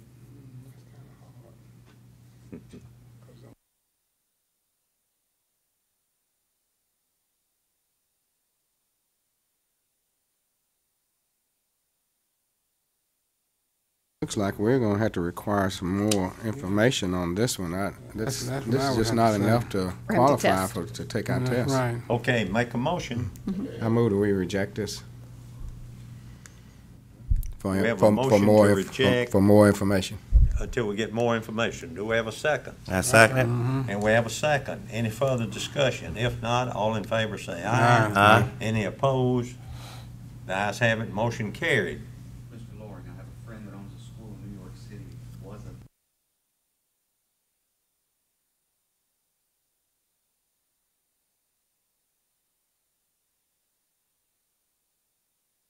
Okay, appreciate it. Now, next, Application for reciprocity of a master barber license from Puerto Rico for Abriel Losada Rivera. Mr. Rivera was presented to the board at the October and at the November meetings. The last decision, and you've got both those letters on your iPads, the last decision was to deny reciprocity and have him go back to school to complete the remaining 345 hours in order to have the full 1,500 master barber hours in Tennessee. Mr. Rivera contacted the board and explained that prior hours obtained to 2011 were completed, a total of 1,005 hours at a junior college which closed in 2007. Provided on your iPads is the letter from Puerto Rico's authority stating that the school in fact did close in 2007. They state that at the bottom, and that he completed the 1,005 hours, which would put him over 2,000 hours total as a master barber. And I will let you decide whether to approve his reciprocity. I've spoken to him several times, so I don't have a recommendation in this particular case. I'll let you decide. Until this letter from the school, I have to say I would recommend that we would accept it if this letter is legit, you know, because he have over the hours by the state of Tennessee. You would be approving him for a reciprocal license based on what you're seeing from Yes, the from letter. what I'm saying. is that a motion? I would like to put that in a motion. Okay, we have a motion. Do we have a second? I second. We have a second. Any further discussion? If not, all in favor of the motion, say aye. Aye. Any opposed? The motion carried. And last, for the reciprocities, we have an application for master barber license from Kenya for Mustafa Abko Sheikh. Provided is a school form showing his 1996 diploma. A letter from Garissa Hair Shop states Mr. Sheikh worked in the industry from 1997 to 2003. No transcript or work history, however, is provided. Recommendation is that he take the Tennessee examination.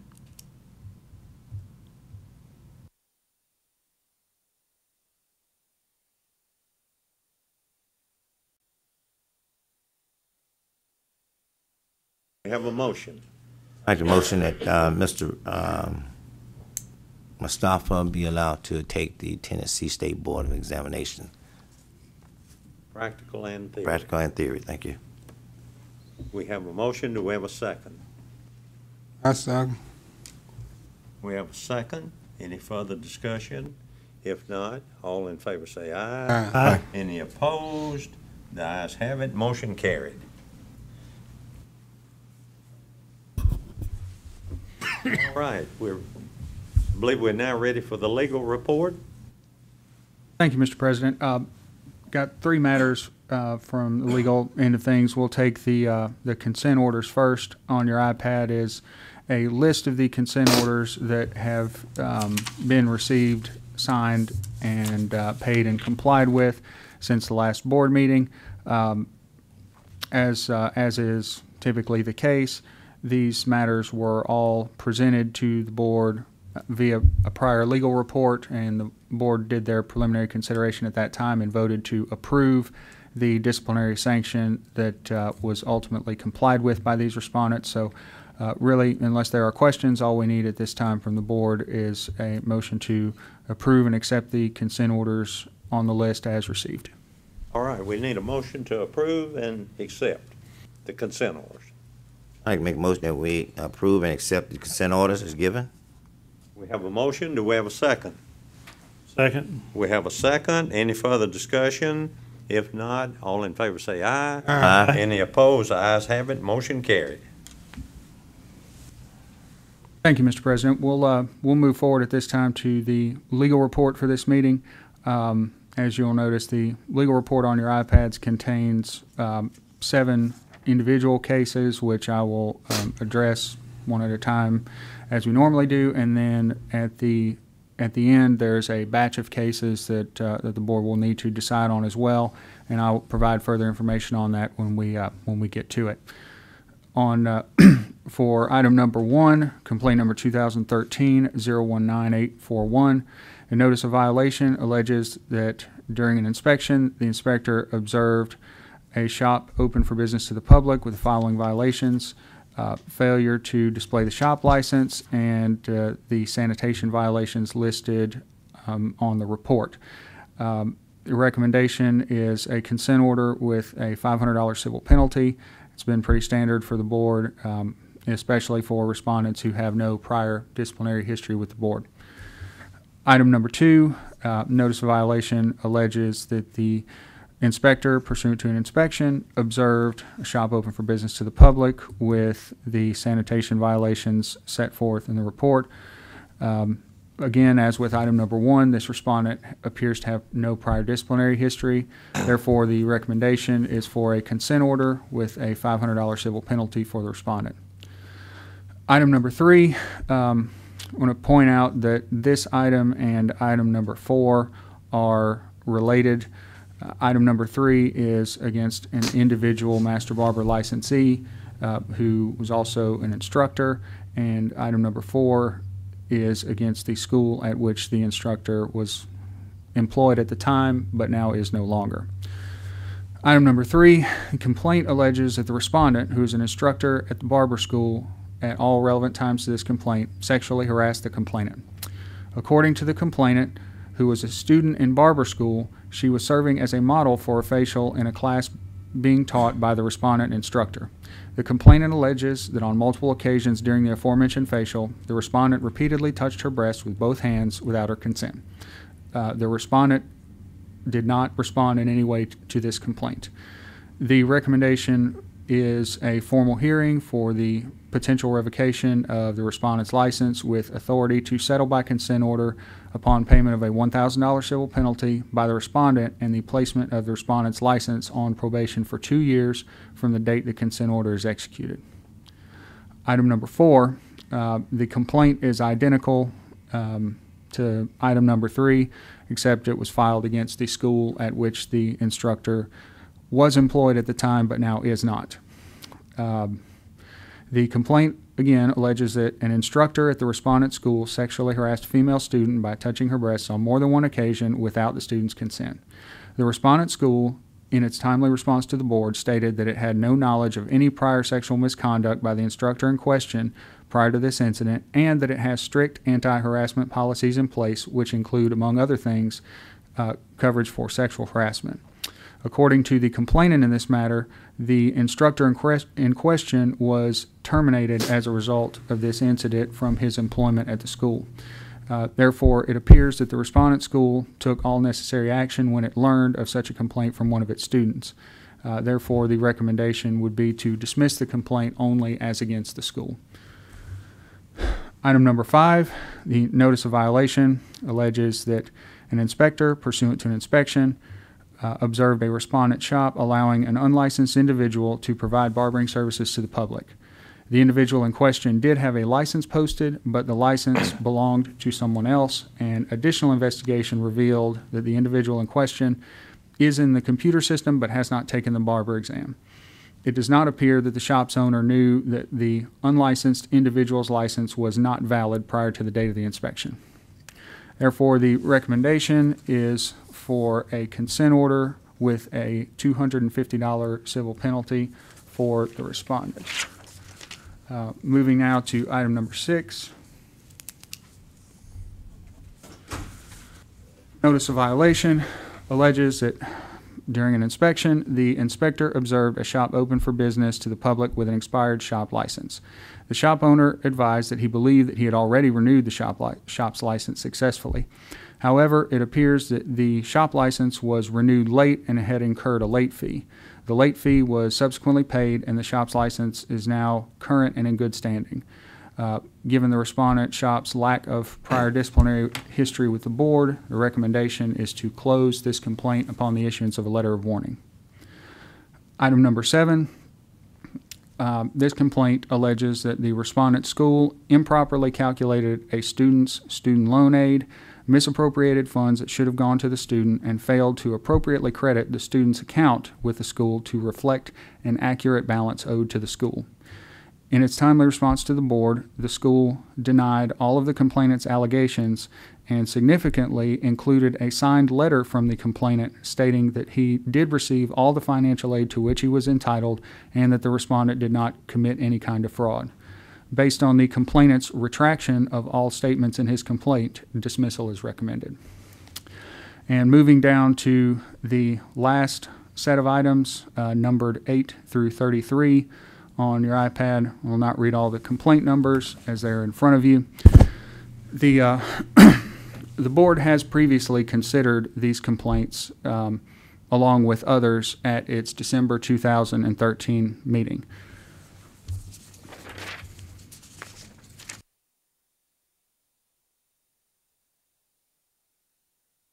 The complaints allege that the respondents failed to meet the necessary legal requirements to obtain a master barber license via reciprocity and/or upon the basis of military service. At its December 2013 meeting, the board authorized settlement of each of these complaints by consent order upon the agreement of each respondent that his or her license be voluntarily revoked and upon payment of a $1,000 civil penalty by each respondent. After being contacted by board counsel regarding these complaints, each of the above respondents has requested that he or she be allowed to sign a consent order to voluntarily revoke his or her master barber license and that the $1,000 civil penalty be waived on the basis of financial hardship.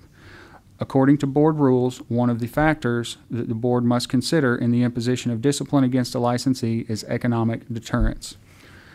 My recommendation on the report, notwithstanding, like to kind of present both sides of this for the board, and then it will be up to the board to make a decision as to what, if anything, to do about these, whether to leave in place what the board previously authorized or to grant the request of these individuals. On the one hand, after reviewing these files, it appears to me that the board was more than within its legal rights to authorize the settlement that it previously authorized, and not only the administrative staff but myself and the litigator who's been assigned to this matter stand ready, willing, and able to move forward and prosecute these cases as necessary under the board's previously authorized settlement of revocation and a $1,000 civil penalty. However, as an attorney, it appears to me that these requests by the respondent represent settlement counteroffers from the folks who are on the other side of the table here, so I feel ethically obligated to at least bring these to the board's attention for consideration. In addition to considering economic deterrence when imposing discipline against a licensee, I think as part of that the board should consider that when these licenses are revoked, then until and unless these individuals obtain a license for which they can show compliance with all legal requirements, they will not be able to cut hair any longer until such time. Additionally, the board may wish to consider the immediate health, safety, and well-being of the public and the interest of getting more than 24 of these allegedly non-legitimate licenses immediately off the books, off the street, and out of commission and unable to be used again. So with those considerations, I would tender these matters to the board for consideration of those items along with the remaining items of the legal report, and I'm happy to entertain any questions you may have at this time. In other words, we really need a motion to approve the first 6 or 7 Mr. President, I would recommend that the board address items 1 through 7 separately, and then if Yeah. there's debate or deliberation on items number 8 through 33, that be done separately, and then we'll take a separate vote and motion as to what to do with those. Okay, we need a motion for items 1 through 7 to accept or deny. I see nothing wrong with 1 through 7. I didn't see anything that I saw was wrong. Okay, we have a motion to accept. Do we have a second? I second it. We have a second. Any further discussion? I have a question. Okay. On 3 and 4, 3 and 4. I would like to dismiss myself from.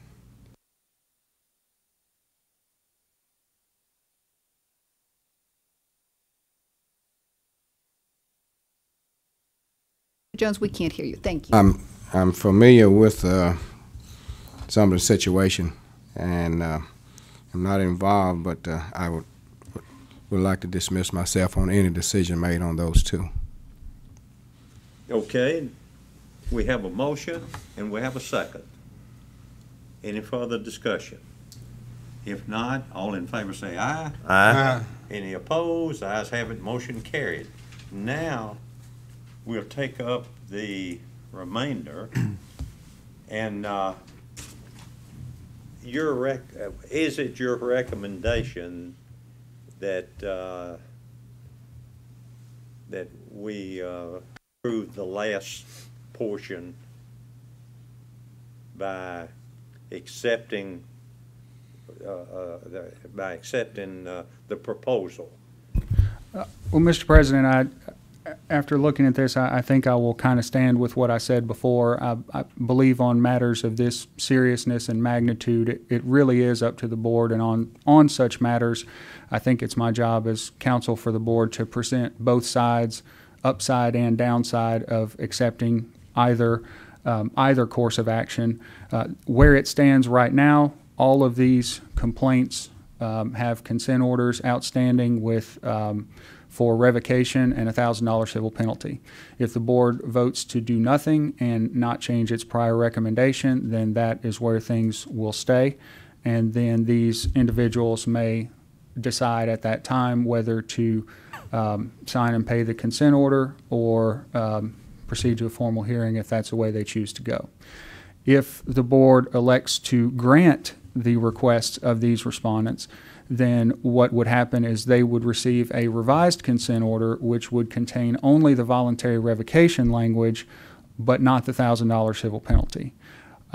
The potential upside of that is that there would be over 24 fewer of these kind of complaints that would have to be prosecuted at a formal hearing. Those licenses in question would be immediately revoked once those revised consent orders were signed. They'd be off the street, and nobody, not the respondents or anyone else who got a hold of those licenses, could ever use them because they would show up as revoked in the system. And then, so that's, and also, as I mentioned previously, $1,000 is a lot of money, and most folks that I know don't have $1,000 in the couch cushions. I certainly don't. And so given that even under either set of circumstances, the license in question would be revoked, that would be a substantial economic penalty and deterrent to these folks, especially to no longer be able to cut hair until and unless they were able to obtain a license that was obtained legitimately and through proper channels. So with those considerations, again, I have to tender it back to the board for consideration, and if anyone has any questions other than what my recommendation is, I'll be happy to answer them.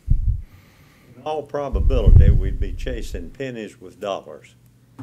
That's putting it charitably, Mr. President. And a tremendous lot of time and effort to no avail. Potentially. Potentially, yeah. My recommendation is that we go with the last.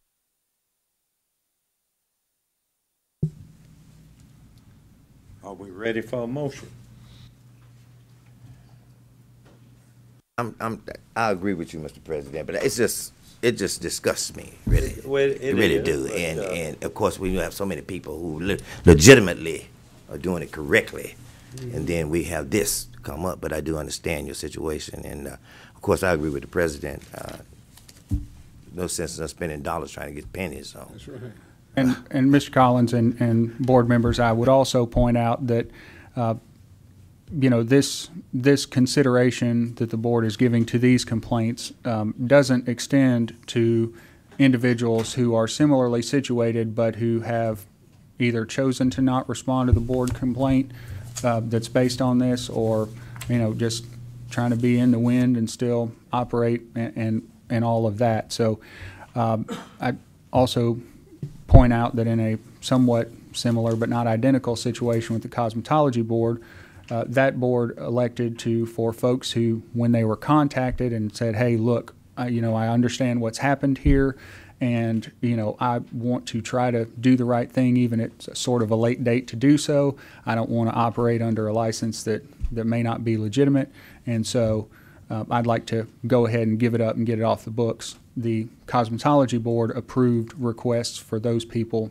as well. That certainly doesn't bind this board, but it does demonstrate, I believe, that this board would not be acting completely outside precedent if that's the route it chose to take. And if these people in the future applied, we could certainly take a hard look.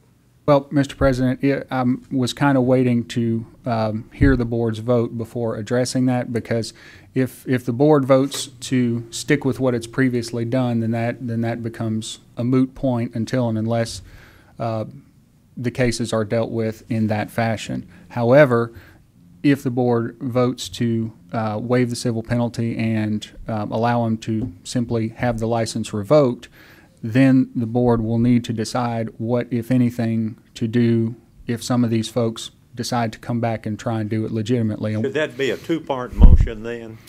It should not. We will discuss that as a separate matter depending on the board's vote. So Okay, we need a motion. I'd like to make a motion that we accept the attorney's recommendation for the complaints that we're viewing now. We have a motion. Do we have a second? And maybe for the sake of this motion, should you repeat that? The latter part, forgiving the 1,000 and. I'll be happy to phrase the motion for the benefit of the board, Okay. if you so desire. The motion, as I understood the board to raise it, was to recommend that the individuals in items number 8 through 33 be allowed to sign a consent order for the voluntary revocation of their license, but not to pay the $1,000 civil penalty, and their licenses would be immediately revoked once the consent orders are received and signed in-house. All right, we have a motion. Do we have a second? I second. We have a second. Any further discussion? If not, all in favor, say aye. Aye. Any opposed? The ayes have it, motion carried. Now we go into the other part. Thank you, Mr. President, and since we just covered this, I will take this part up before we get to the review of the draft rules, which is the last part of the legal presentation for today. Now that the board has made this vote for an amendment to its prior decision for these respondents, some of these respondents have asked me, and my response to them has been, I don't know, the board will have to consider your request and what to do about it depending on how they vote.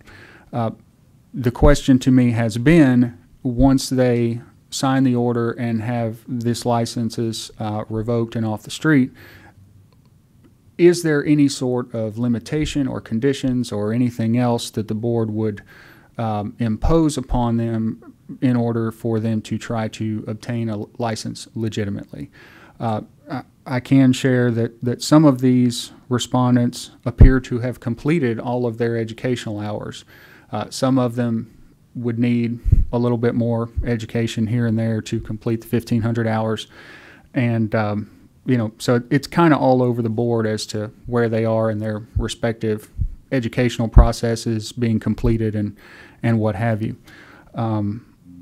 So, again, this is going to be something that the board, I think, would be well served to discuss and deliberate here today.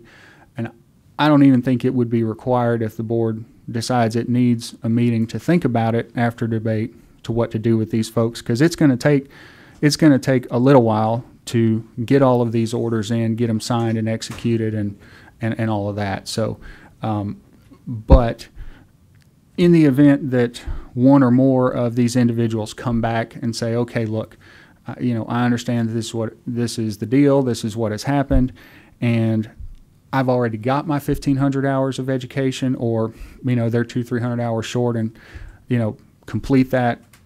What they're going to want to know is, can they test, and if they need to complete hours, is it going to be in vain because the board would tell them, no, you can't test because of the consent order you signed. Would we be out of? I don't think we'd be out of line in saying, well. Please speak up and into the microphone, JB. Oh, I'm sorry. I don't think we'd be out of line in saying that complete everything in regard to the state law, and then if they accept this proposition and then later on they want to come back and apply for a license, then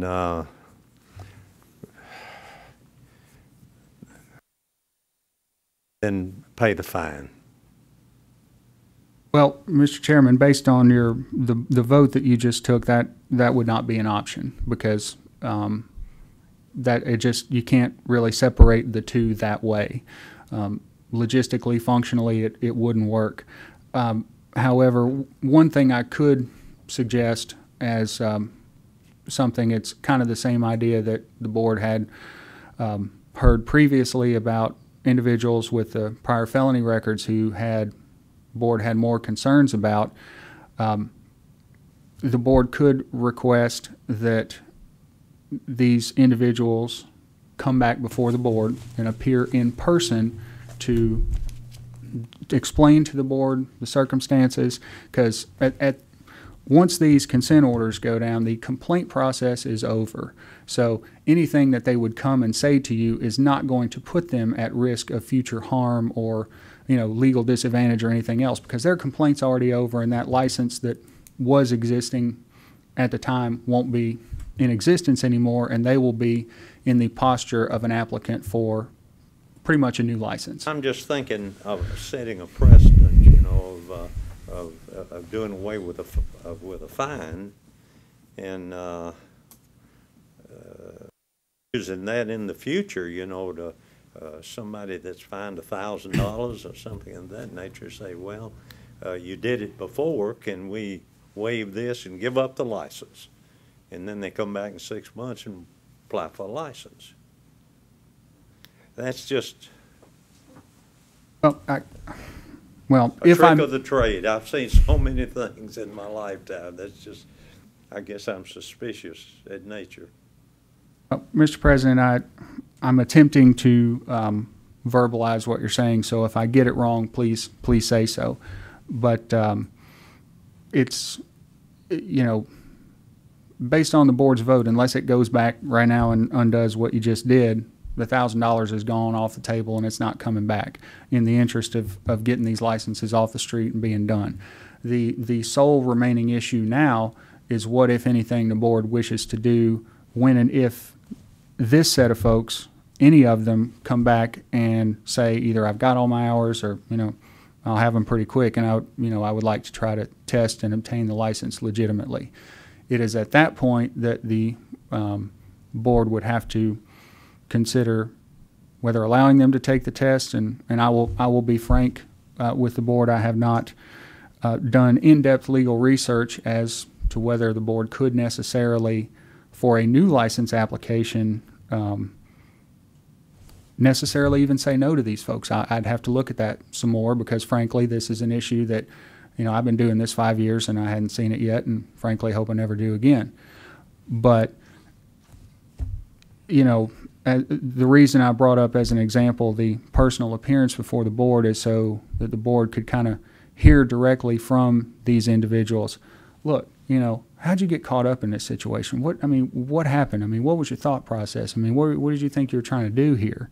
And because the consent orders and complaint process would already be long gone, they could, in that instance, speak to the board freely without much, if any, fear of legal repercussions or consequences. At least, by coming and talking to you at that point, they are not at risk of having the $1,000 fine reinstated, because that's over and done with. I guess my point, what I was driving at is... Please lean forward and speak in the microphone. I guess the thing I'm thinking about is it costs a lot of money. It costs the taxpayers a lot of money and the barbers and the shops and all to proceed by trying to keep the industry in a correct mode. And when we do levy fines, that's the reason for that is to try to compensate, keep the person on the straight and narrow, and then compensate for the expense that the state has had to go through to correct a situation. So I'm thinking, I hate to dismiss all of that money, and then some people might have an ulterior motive of, well, I'll do this and get rid of that fine, and then come back in a couple of months and apply for my license. That was my thinking. Well, and I think I grasp your point a little bit better now, JB, and I think I can draw a distinction between the two sets of folks within this set of cases that you're describing. For these folks, we're not at a posture where formal hearings have been initiated and the time and expense of filing with the Administrative Procedures Division, having the litigator prepare the case and ready to go, and then, any investigation that needs to be done, document retrieval, sending investigators out in person. None of that stuff really, for the purposes of a formal hearing, has happened yet with these folks. But for anyone who is not on this list within that same subset of cases, this offer is not valid for them and does not apply to them, because for the folks who, whether by virtue of just simply not responding, or they do respond and say, no, I don't think I want to accept this, we're going to need to go to a formal hearing. For those folks, not only is the fine as set forth appropriate, but also the rules which apply to formal hearings allow for the recovery of investigation and hearing costs. Well, and that's fine. I still certainly agree with not spending dollars to go after pennies, and I think we made the right decision. But anyway, what's our next move now? Okay. The question is, does the board wish to debate and have a vote at this time, at this meeting, regarding any conditions for licensure, be it personal appearance before the board, or does the board wish to defer consideration of that until the next meeting to give everyone some time to think about it and figure out what, if anything, the board would like to do, and to give me the opportunity to do some research so I can come back to you in March and report on what the board may do? I'd like to make a motion that we pass this to our next meeting. We can think about it more and get a better input on it. Right. Very good. Okay, could I make a comment on this? Let's get a second. Oh, okay.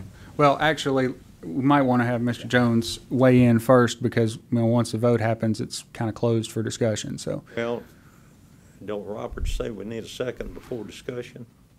Okay. What I have could come after the vote. We're not voting. We just have a motion. Motion and a second, and then discussion. And then discussion. Okay. Right. Now, do we have the second? A second. Okay, now discussion. What I was thinking about, once you close this, I know a driver's license is different from a barber's license, but they're Tennessee license. Correct. Some cases, person license be revoked for a certain period of time. And then they go back to the State Department and they set a price that they can get the license back, sometime $500 to $1,000, whatever, like that. And they pay that amount of money, and then there's some kind of agreement. I don't know what they do to get the license back. I just wondered if the barbers could be something like this, if those people's license have been revoked, and maybe in a period of time they contact the board, and if they want to come back, they have a certain amount to pay in order to cover all these problems, and they come back and take the test and get the license back and pay a certain fee. That way they'd be eligible, at least those that have already obtained a license and been to school and qualified. Wouldn't that be something that you would need to delve into and bring back in the report for the I March believe meeting? so, Mr. President. As I mentioned before, I would not feel comfortable offering a binding legal opinion at this meeting as to what exactly the board's range of options might be to set conditions on the obtaining of new licenses by individuals who will by that time have revoked licenses on record. So I would like to do some more research on that and present at the March meeting the board's options for the range of possibilities to impose upon folks who are on this list but who would like to come back and try to obtain their license. Joe. That's the reason I just want to throw that. Maybe you could do a little research on that, and possible that we could vote on it and make a decision. I will do that. We have a motion and a second. All in favor, say aye. Aye. Any opposed? The ayes have it. Motion carried.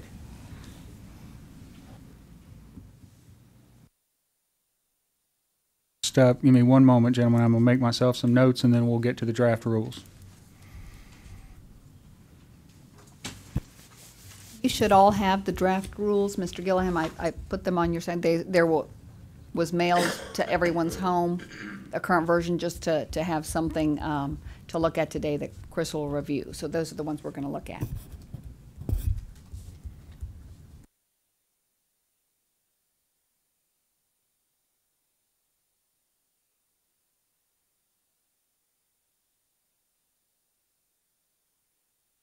All right, gentlemen, looking at the documents regarding the potential rules, these a very rough, and I apologize for the roughness of the draft rules, were distributed for consideration in December, and after Roxana and I had the opportunity to discuss them a little bit, she sent you the documents that incorporated our suggested revisions.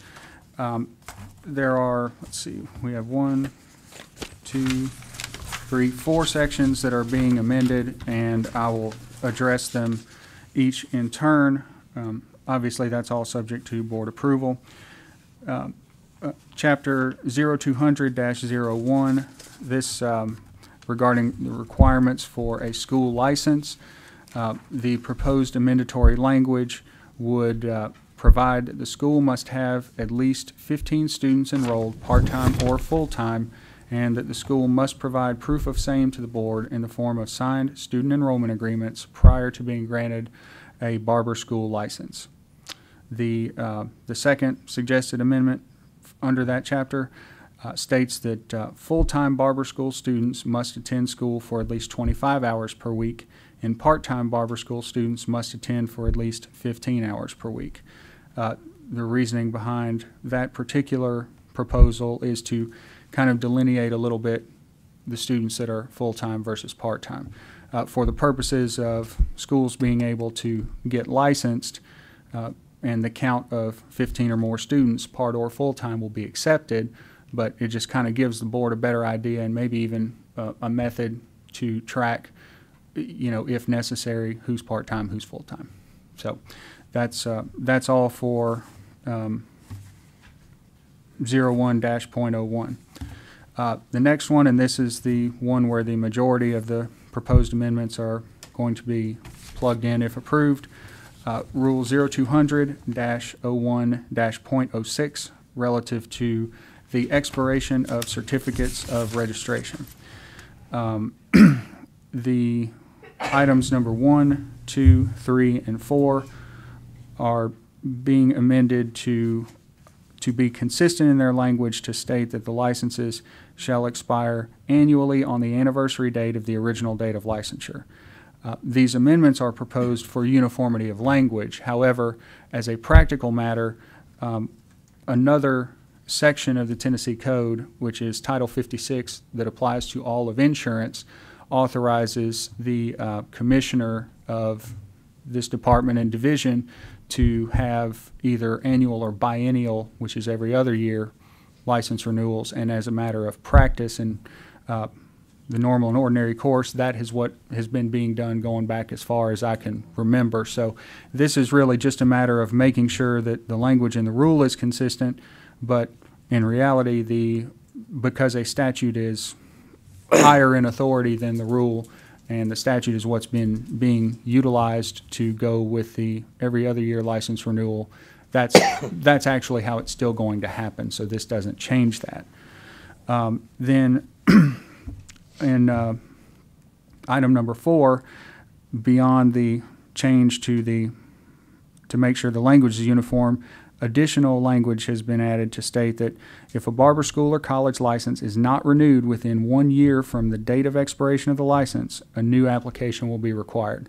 So essentially, whatever the expiration date is for barber school or college, I mean, they may have to pay a late fee, but they've still got a whole year after that expiration date to come back and, pay that little fee, and they still have their license and they're fine.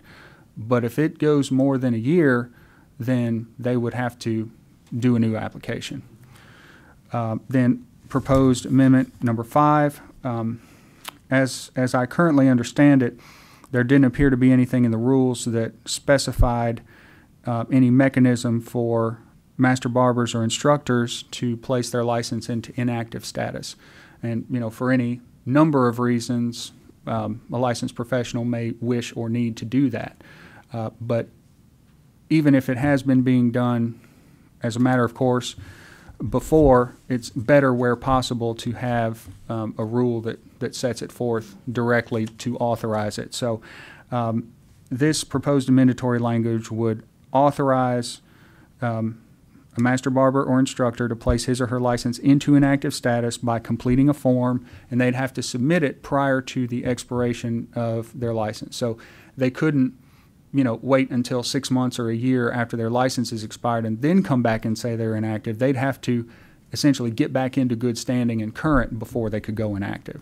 But if they're still within their valid license period and they say, hey, look, I need to go inactive, all they got to do is complete a form, send it into the board, and they're good to go. The additional language states that a barber or instructor whose license is in inactive status may not engage in any conduct for which a license is required while they're in inactive status. Because without such limiting language, it kind of defeats the whole purpose of inactive status. Because if you want to go inactive, then you need to be inactive. If you want to be active, you need to be active. And then finally, it says that a barber or instructor whose license is in inactive status may reactivate his or her license by completing the necessary form and sending it to the board. And if there are any other requirements that they've got to complete, whether it's payment of fees or completion of education or something in that regard, they'd have to do that too and provide proof to the board. But way more times than not, it would be just completing the form and saying, hey, I'd like to go back active, and go from there. So that's for point 06. And moving to point 07, this is something that was a holdover from when Ms. Powers was serving as kind of interim board counsel. Just amends the dry sterilizer sanitary compartment per station requirement to remove the word fumigant. So if that is something that the board, disagrees with or doesn't wish to continue forward with, please let me know. But that's just something that kind of was from before I came on as board counsel. So I didn't want to not include it in here for the board to consider if they needed to. And then finally, proposed amendatory language to 01-.10 regarding original license fee. Adds a new paragraph to state that barbershop and school applications shall expire within 90 days of the date the application is submitted to the board if the applicant fails to provide all necessary documentation and information to the board.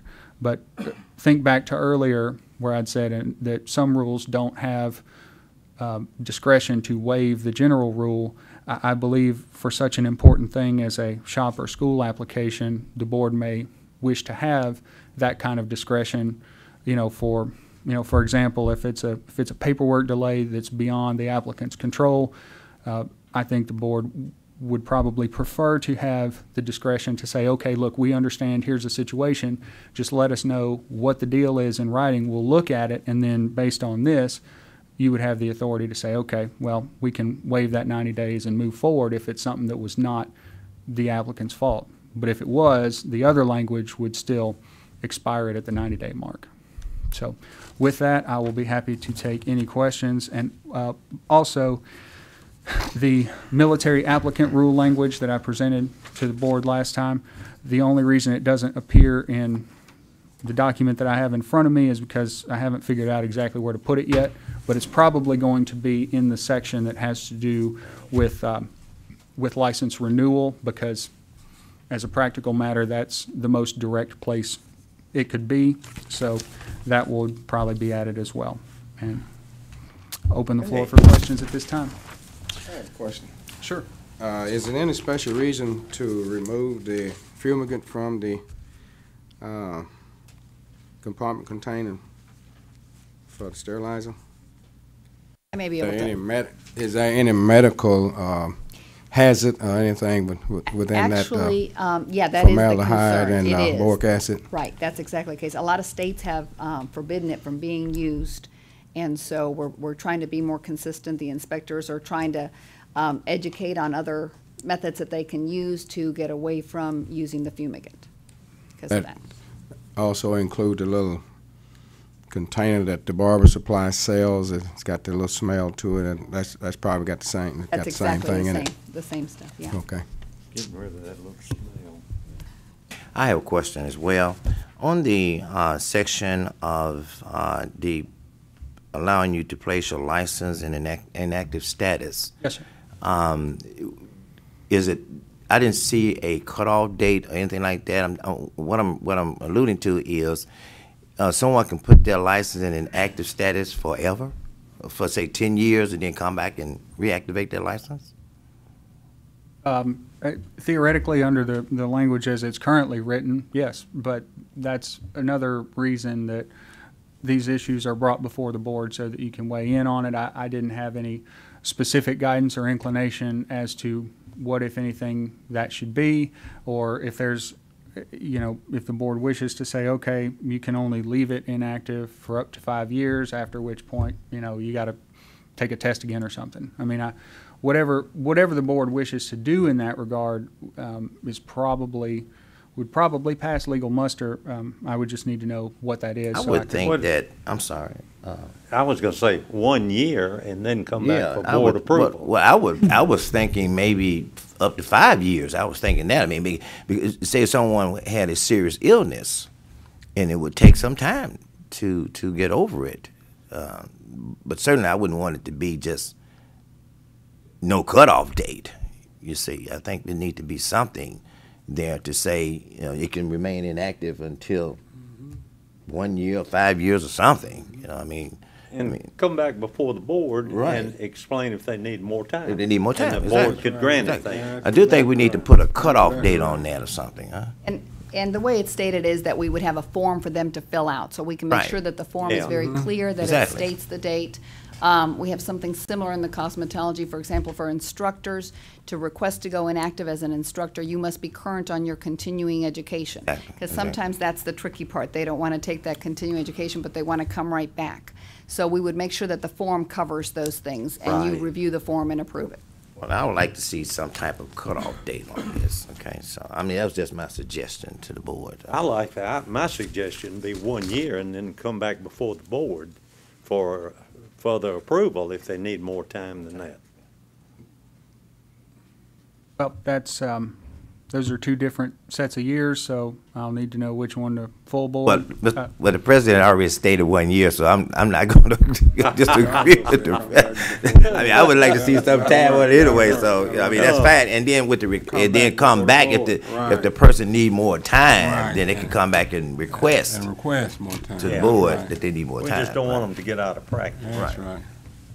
Okay, so if I'm understanding this correctly, you'd like a 1 year limit on the amount of time a license can be inactive, and after that 1 year, the person would have to come back before you for approval What time? if they needed more time than Exactly. the 1 year. Exactly. Right. Exactly. Okay.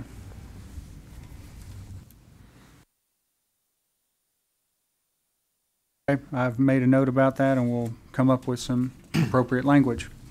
Additional questions on any of the remaining items? I had a question on 01. Okay. Under the new schools, how would that affect a school that's opening up a branch campus or a secondary campus? Are they going to need to have a separate set of 15 students to open up a twin campus across town? Well, that's an excellent question, and as I reviewed that very issue in advance of the board meeting, I kind of discovered that there really is only one rule, which I don't have the site in front of me, but it really only mentions that even in an indirect manner, and that particular rule contemplates that if there is a branch location of an existing school, it's got to meet the requirements that a new school would. So if the board were inclined to reconsider that or somehow make changes to that, I think that is not a small undertaking and would probably require some thought and deliberation as to what you might like to do in that regard before saying, okay, come up with some language, because I can't come up with language if I don't know what I'm coming up with it to do. So What I can see happening is, say, a larger school, in order to open that secondary campus, may provide some negative incentive or some type of an incentive either way to transfer the correct number of students from one campus to another for a period of time and maybe circumvent some of those rules by doing that, transferring back and forth. Well, that is definitely a consideration, and this is just top of my head, not anything beyond that. So please don't hold me to this, but potentially a requirement could be added to the form, just in the form of a certification that by the school that is going to be the branch location, that these students that you're submitting the signed enrollment agreements about are not currently enrolled in another school or have not transferred from an affiliated school within the last 6 months or however long. And that would probably go a long way towards minimizing or eliminating that kind of attempt to circumvent the system. Okay. We're ready for the next move.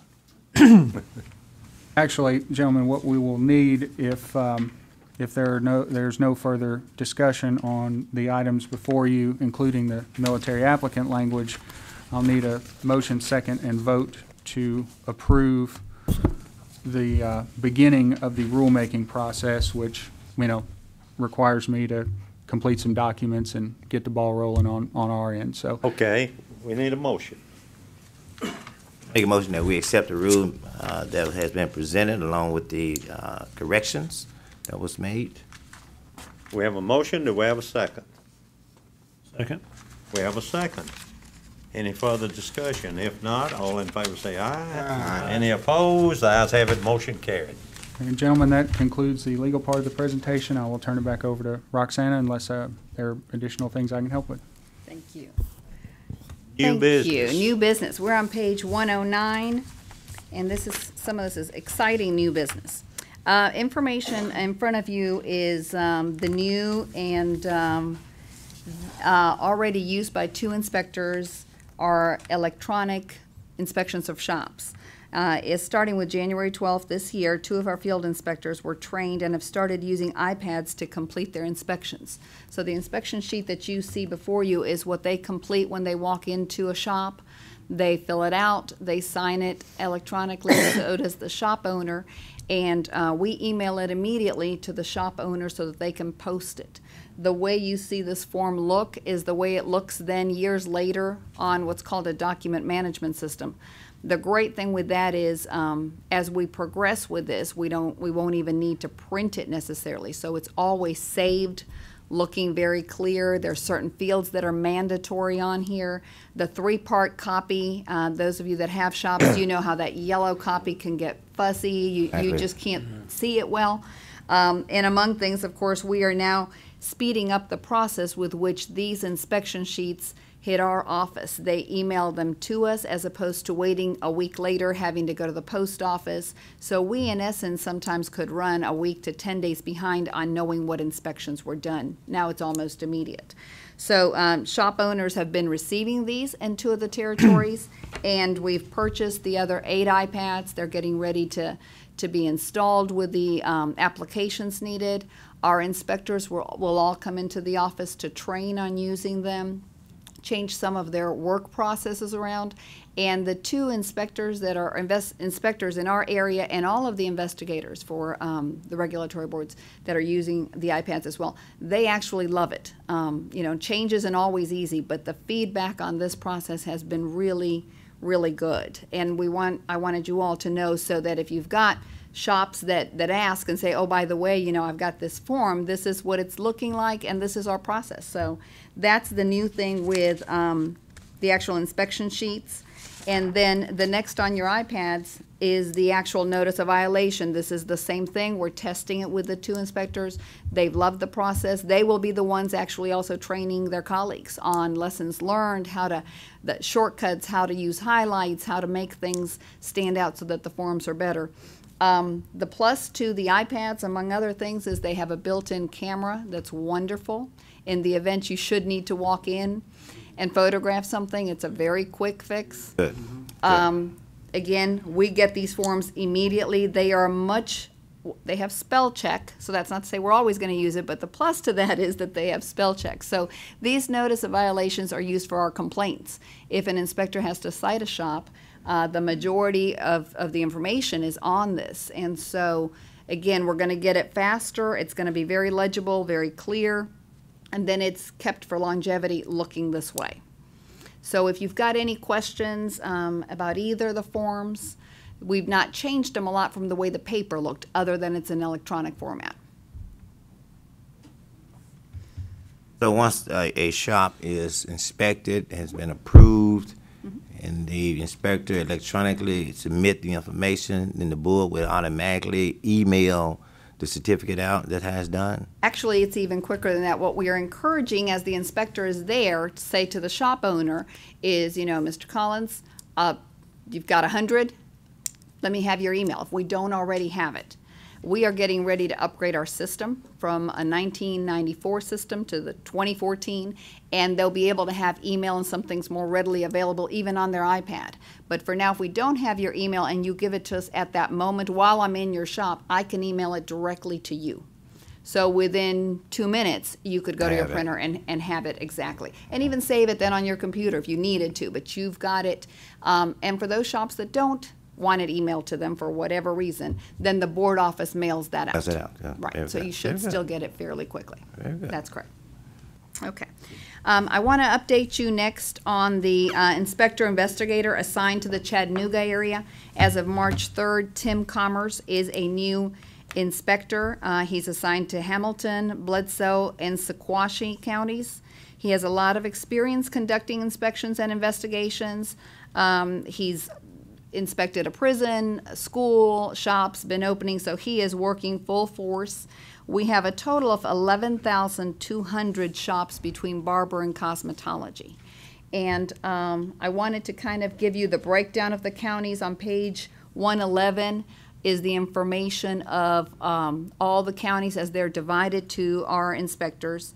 And so with that position filled, we have one new opening that we'll be working on here soon. But in 2013, 87% of all our shops got inspected, which is, you know, it's not 100%, but it's very good. And what we've done is those that didn't get inspected, they're high on our priority. And I really commend the team effort that our inspectors have gone through, helping each other do the different areas, helping out in Shelby County, those counties that aren't always easy to get the quantity, and you've got more notice of violations possibly. So they've been helping each other, and we've done really well. But we are working on getting those that didn't get done in 2013. So they're our first priority. And then the next thing is that map. I'll be happy if you're interested in having a color version of this map for you for the next meeting. It kind of tells you which inspector is in which area, and separates the way we've done the territories to balance them out. Yes, Like to Mr. have one. Okay. I'd like to have one Yeah. also. So I will have that for you for next time. I think they're helpful. Yeah. And that way you, again, for the inspecting of the schools, it'll give you an idea of whose area is there and who'll be contacting you. But that's what they all got earlier this month. They got their counties and their counts and are well on their way. The last piece that I wanted to update you on is the PSI online submission that started in October, became, of course, mandatory as of January 2nd of this year. That is the schools submitting all of their completions. The applicants that are ready to test online, we have really gotten just thank yous and great comments on how that's working. Students are actually being able to sign up with PSI and test easily a week and a half or more faster to test. So it's been really a very good process. And along those lines, what the result has been is we've looked at all of our processes. So we've been changing some forms online to make them look better, and at the next meeting, I will have for you one form that for those applicants, for example, that you approved to test that are coming internationally or didn't have enough hours that you recommended testing, well, a school's not going to submit them to PSI. We're the ones submitting them as the board office. And so we want one application form, if you will, for reinstatements and these applicants that come in through different methods other than the school, for us to submit them and have one good application piece. So we're going to work on that for you to review and approve at the next meeting, hopefully. All right. And that is all that I have. If anyone has any questions. Any miscellaneous? If not, I'll entertain a motion for adjournment. Make a motion that we adjourn for Do we have a today. second? I thought, Any further discussion? If not, we are, motion carried. Oh, vote on it, vote on it. We need to sign these. Yes, please. Oh, yes, before I forget, you do have a form for conflict of interest that needs to be completed each year. If you could make sure to sign those for Betty, and then I'll pick up the list of schools here shortly.